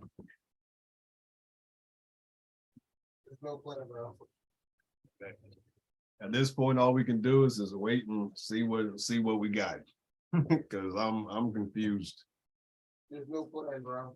There's no plan. Just gotta wait and see what are we doing? What's the game plan here? Are we rebuilding this defense, or what are we doing? Are we gonna come back and get destroyed again? We destroy ourselves. Is that possibly why we cut him loose? But again, like I said, it's not like we're paying him a lot of money. He was one of our smaller contracts. But did we cut him loose to make money to try to pay somebody defensively? Like, because but even then, it's like, damn, you let Waller go. You could have made the cut somewhere else on the team. You know what I'm saying? I don't know, bro. I just can't from no angle can I figure this out. Did you guys see David Carr regarding Derek and McDaniels consistently butting heads and being on different pages? The reason why Derek was content with leaving the Raiders because he didn't want to play for McDaniels. He walked into a way better situation too. Right. He walked. I told you Derek Carr. He's in Collins now. I told you in 2 years Derek Carr's gonna have a chip. It's what always happens in the shitty systems. They go somewhere else and they get the respect. He went to Nolans. All I know is the Raiders definitely ain't no Red Wings. How do we feel about Rodgers to the Jets? Well, Well, the Jets were on the come up this last season. Well, he's insistent. They got a defense. They got a running back. He's been insistent on going to the Jets. They got some young guys that can catch some passes. You better put me on the Jets. I'll put it like this. I look at the Jets like the Clippers. They got to prove it. You got to prove it. I don't believe in the Jets. I'm not saying they're going to win the Super Bowl next season, but I'm just saying, like, they were already on the come up this last season. So if Rodgers steps in and plays well and is a good leader, then who knows? Who knows? The Patriots don't have a stranglehold on that division like they used to. Now it's supposed to be the Bills division, but we'll see how it goes down. It's kind of where we are with a lot of this shit. We'll see. Because, first of all, I guess Rodgers in the front office haven't come to an agreement on the numbers. So he hadn't officially signed yet. No, they're still talking. Oh, I thought that was a done deal. One thing I want to bring up, though, it's basketball, but there's a movie coming out, the Michael Jordan one. Oh yeah, yeah. It's more about the formation of the Jordan brand, and it's more about the guy who was like really trying to recruit Jordan for the. It's more that guy's story. Matt Damon's character. Right. Oh, this is like a movie. Yeah, it's a movie basically on the guy who recruited Jordan for the Jordan brand. It's also another Jordan documentary coming out about his years with the Wizards. Okay. Why? Shit. He said why? I fucked up. Recently, I watched Space Jam too. It's him yelling at a bunch of fucking kids, yelling at Kwame Brown. Oh shit! Here we go again. Yeah. Have y'all seen Moneyball? Yup. Pretty good one. Oh, well, the A's don't give a That's what they do to all their players. They just throw them out. So that does conclude all of my official topics for this edition of Sports Madness as we descent into crazy banter.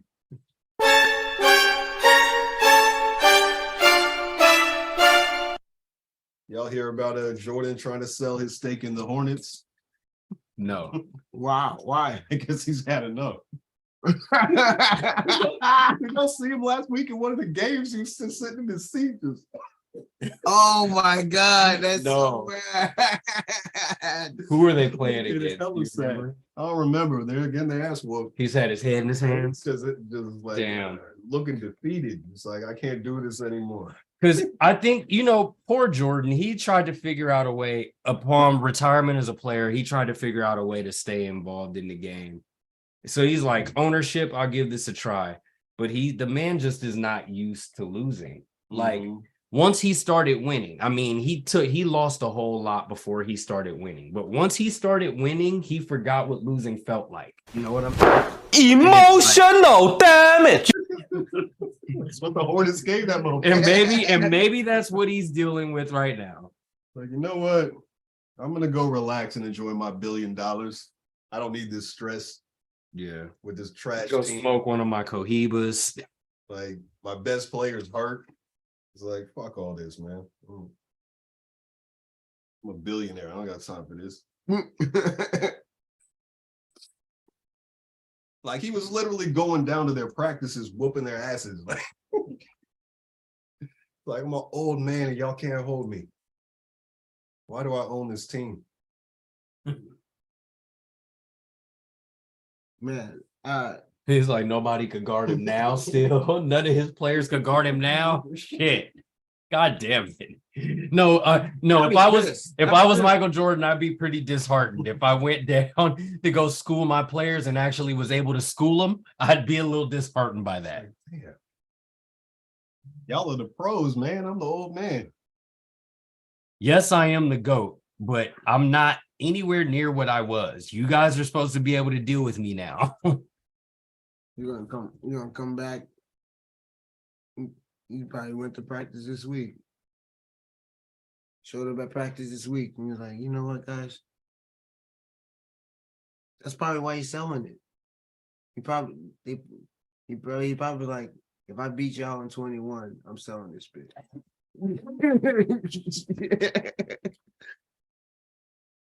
If you got to lose, get some more money and save the headaches. Right. And if I can beat all of you motherfuckers, then I don't want this team anymore anyway. I don't want this team. You might as well just start playing. Let's go get a jersey. Like, you know what, guys? Enough of this shit. They just be like, sorry. Nope, this can't be right. Has It Michael is. said anything about Curry?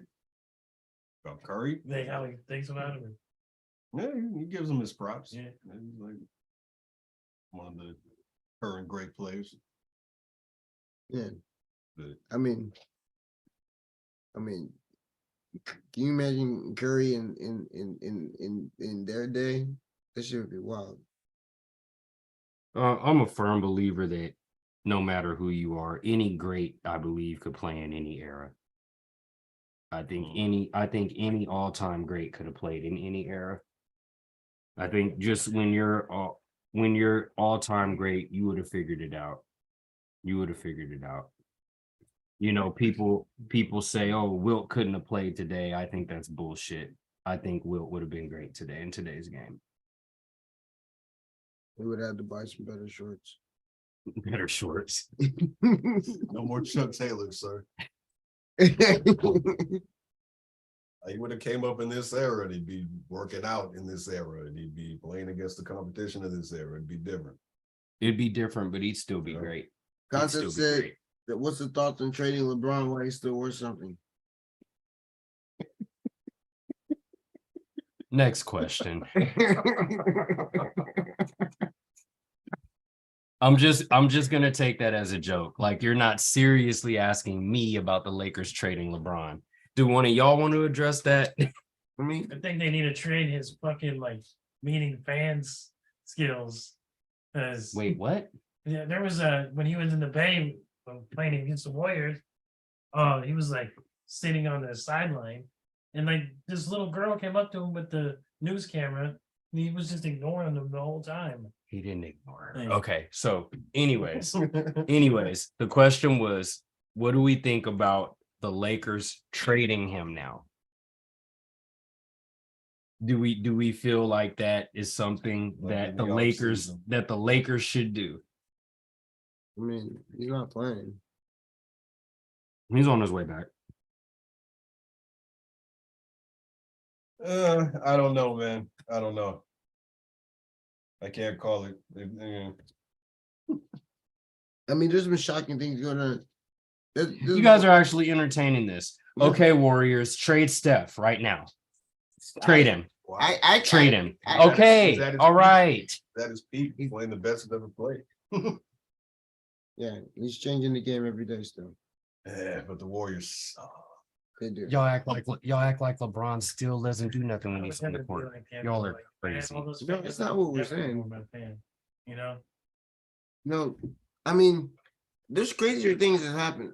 By the way, before we end the sports madness, can we talk about like all the fucking fights that been going on in the NBA? A lot. There's been a few. I've been behind on this. So what have I missed?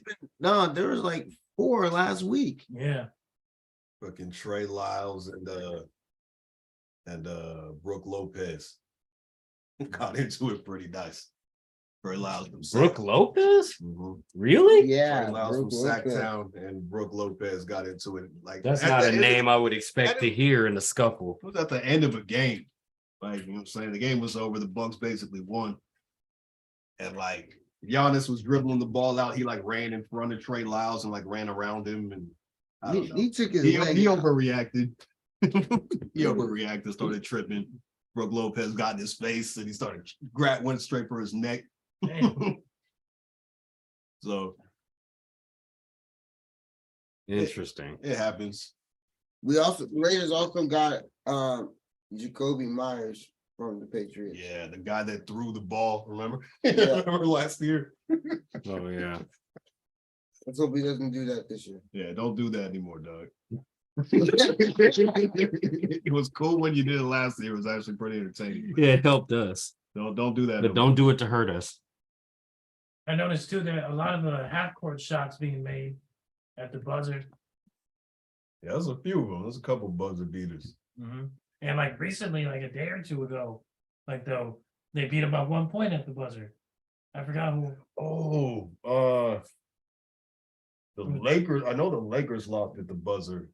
To fucking Yeah. Dallas, to the fucking Mavericks. Maxi Kleber got the ball at the buzzer. Crazy. Right at the buzzer. Down by 2. And it was on the Luck of the Irish Day, yeah. St. Patrick's Day. Something like that.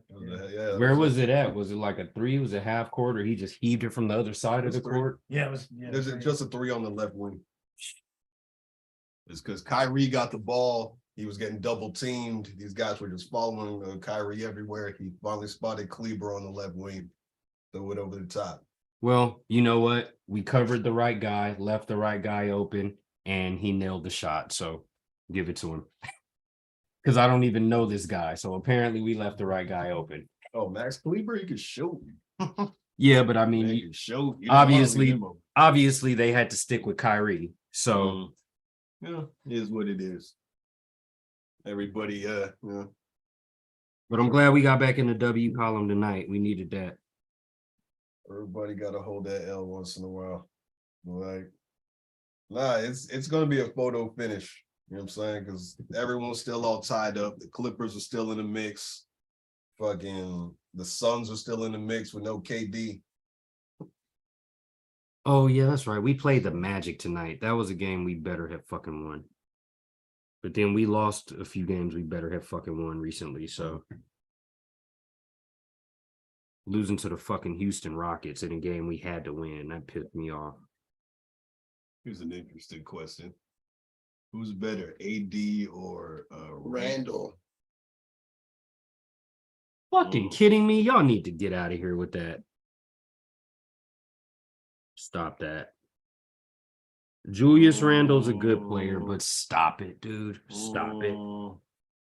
Stop it. I'll probably go AD. He's been a little inconsistent as of late, but he's better than Randle.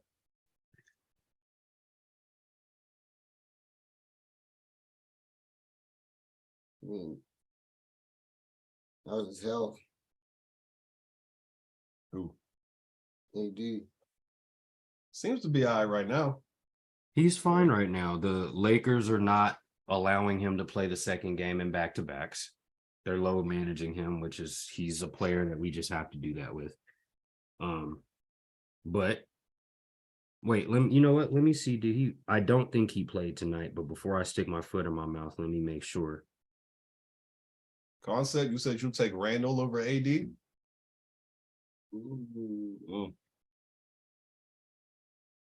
Don't know. Like just, skill for skill, I think AD is better, but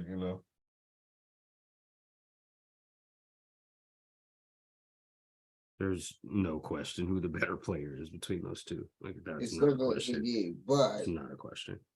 but who's available more is what it is. I'm gonna start getting educated more on the sports, so I have a little more something to say.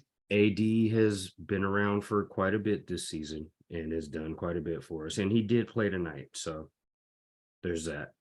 This is the second night of a back-to-back that they've allowed him to play for a while. So I think at this point, it's just we got to win every game. So fuck holding people out. What? Well, how many more games are we looking at right now? I'll say Kyrie is worthless since he's not available. 35. Is that what we said? It's not available though. AD gets the pass. Nah, I said it 72 before. games. We have 10 games left. Best ability is availability. Yeah, that's what I said. Whoever is he available? Like, I asked, is AD okay right now? He's been playing like the last, I don't know, however many games. I mean, hasn't been out for a little while. Yeah.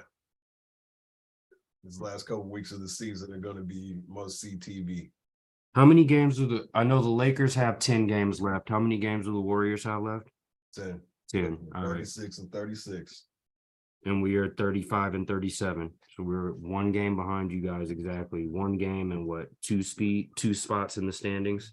3 spots in the standings? Yeah, you guys are 7th right now. We're 10th right now. We got a lot. We gotta move. We gotta do better than 7. Yeah, we gotta move up the standings a little bit, but we face these teams that we're supposed to beat. We're supposed to beat. You know what I'm saying? Supposed to be able to compete with the Clippers. The Clippers aren't supposed to be a problem, but they shat on us right on our forehead. Hey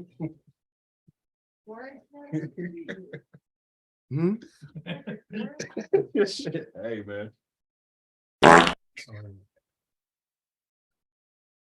Sometimes it be like that. We get out rebounded, we get fucking just outsized, man. Like Zubats looked like Moses Malone against us. He fucking 4 big guys, and they bust on my eyes. They eat my ass just like apple pie. If they bruh. Whoa. I had the same reaction last time you played that shit. Bruh. That one's not Gail. First time I've heard him play that, and what the flying fuck? That is not the first time. So, so I was gonna ask y'all a question. Well, that was the appropriate sound effect. That was the appropriate sound effect. No, I was gonna ask y'all a question. I got nothing to do with that. Hold on, before I forget this, is Kevin Durant still out? He's hurt again, right? Yeah. Because that's our next game is against Phoenix. So I was wondering if he was going to play. Is he going to play? That was pretty funny. Is he going to even make the playoffs? Oh, Durant? What is his injury anyway? Was it an ankle? It was his ankle, right? In the layup line? In the layup line. Yeah. Is he going to even make it? In my brain. It's embedded in my They say they say like if the playoffs are right now, he'd be playing. So okay. They say he's on his way back. So he's they're just making sure he's not Right. Make sure he's 100%. You know? But if playoff game 1 was tonight, he'd be able to go. Or he would at least attempt to go. At least that's what they say. Right. Pay attention to y'all. Y'all were talking about sports and it got to busting on your own. Hey. That's talk to your husband. I don't I don't know what that talk to your husband. I was just expressing how bad the Warriors are playing. You know, slam dunk, slam dunk, man, slam dunk, fucking in your eye. It was a totally in your eye, shot it in your eye. It was totally straight song. Yeah. I have nothing to do with this conversation. And I heard that men were busting on that in here, and I was like, wait, what is going on? I mean, what does he do after that? Does he take a shower? Does he? Wow. Fuck this shit, I'm out. Fuck this shit, I'm out. No thanks. Don't mind me. I'ma just grab. Bruh. Wow.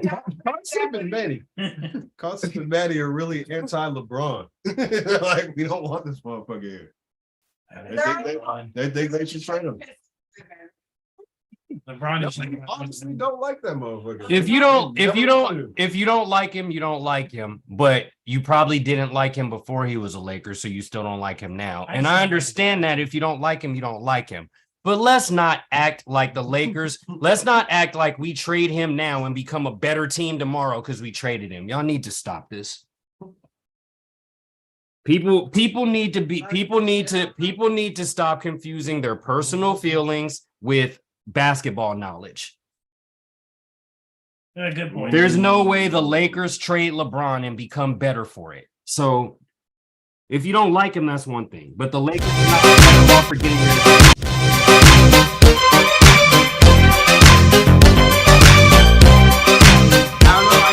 Bruh. Stop it. He came from the Pistons, right? LeBron? Yeah. Cleveland. Oh. Dude, LeBron. Cleveland, Miami, LeBron Cleveland is again, right then the out there. Lakers. Interesting thing though. Pretty much so, especially right now. They suck. Hey, I gotta give a quick shout out to UCLA because they lost like one of their top players right before the tourney started, and they're still advancing. So props to them. Oh, lost before the tourney. They lost like right toward the tail end of the conference tournament. So he's out for the season done. I don't think they're gonna get him back. They have one of their like top guys, but their other top guy they lost like right before the tourney started, and they're still advancing, man. UCLA is still making it through so far. So Baylor went down today. That's another big one going down. If AD is so good, he should be all right if the Lakers trade LeBron.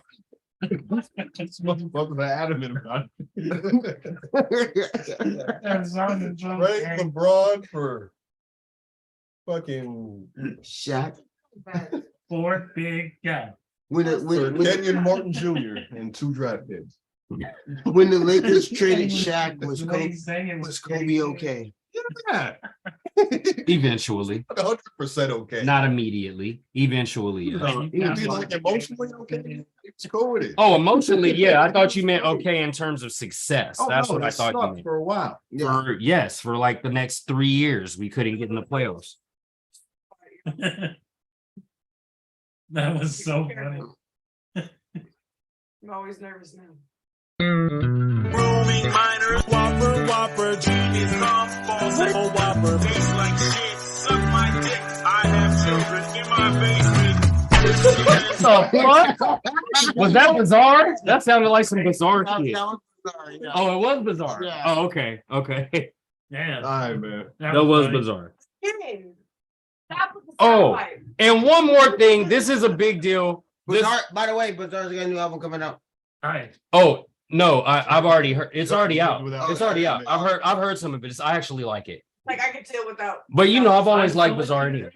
But one more thing I need to say about the NCAA. I can't believe it. I'm gonna have to look up when was the last time the Tar Heels were not in the tournament. Yeah, not in the tournament at all. North Carolina, not in the NCAA tournament. And I literally need to look it up and see when was the last time that happened. Oh, Hubert Davis, man. Not getting off to a great start. Man, I'm looking that up right now because as long as I can remember watching the NCAA tournament, I always remember that team being a staple. Yeah, man. Imagine if Lamar Odom and Chris Bosh kept playing. Chris Bosh. Have y'all heard that King Gordy song, the I Raped Justin Bieber? Yeah. I want to. What? Justin. I'm going to kill you. They missed the tournament in 2010. I didn't even realize that. That's still 13 years ago. Well, yeah, no, but I thought it was longer than that. That was long. I thought it was longer than that. He's talking about raping Justin Bieber. Yeah. The Justin Bieber Like song. you pretty little bitch. Yeah.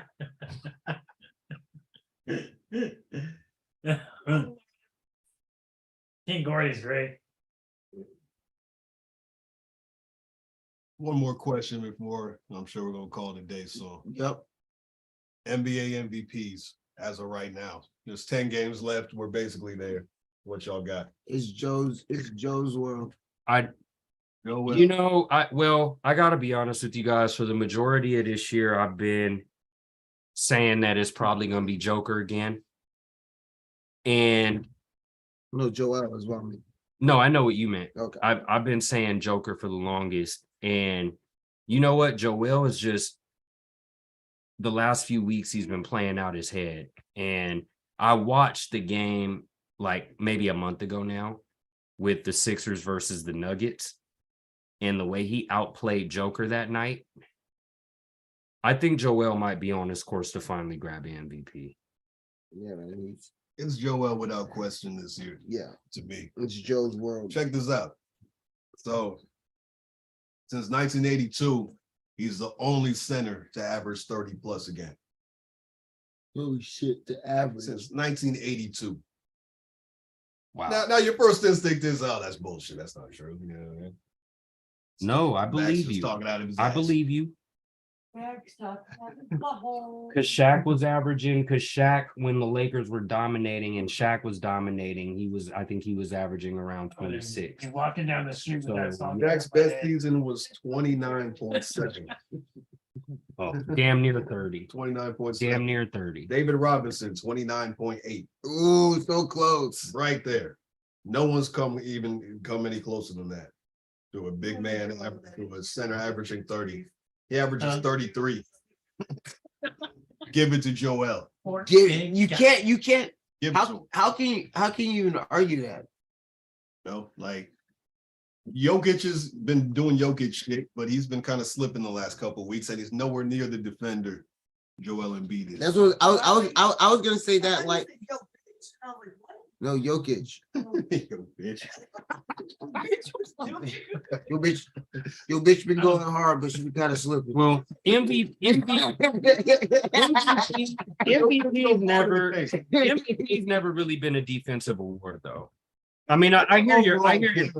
I hear your point, but it's never really been they have defensive player of the year for that reason.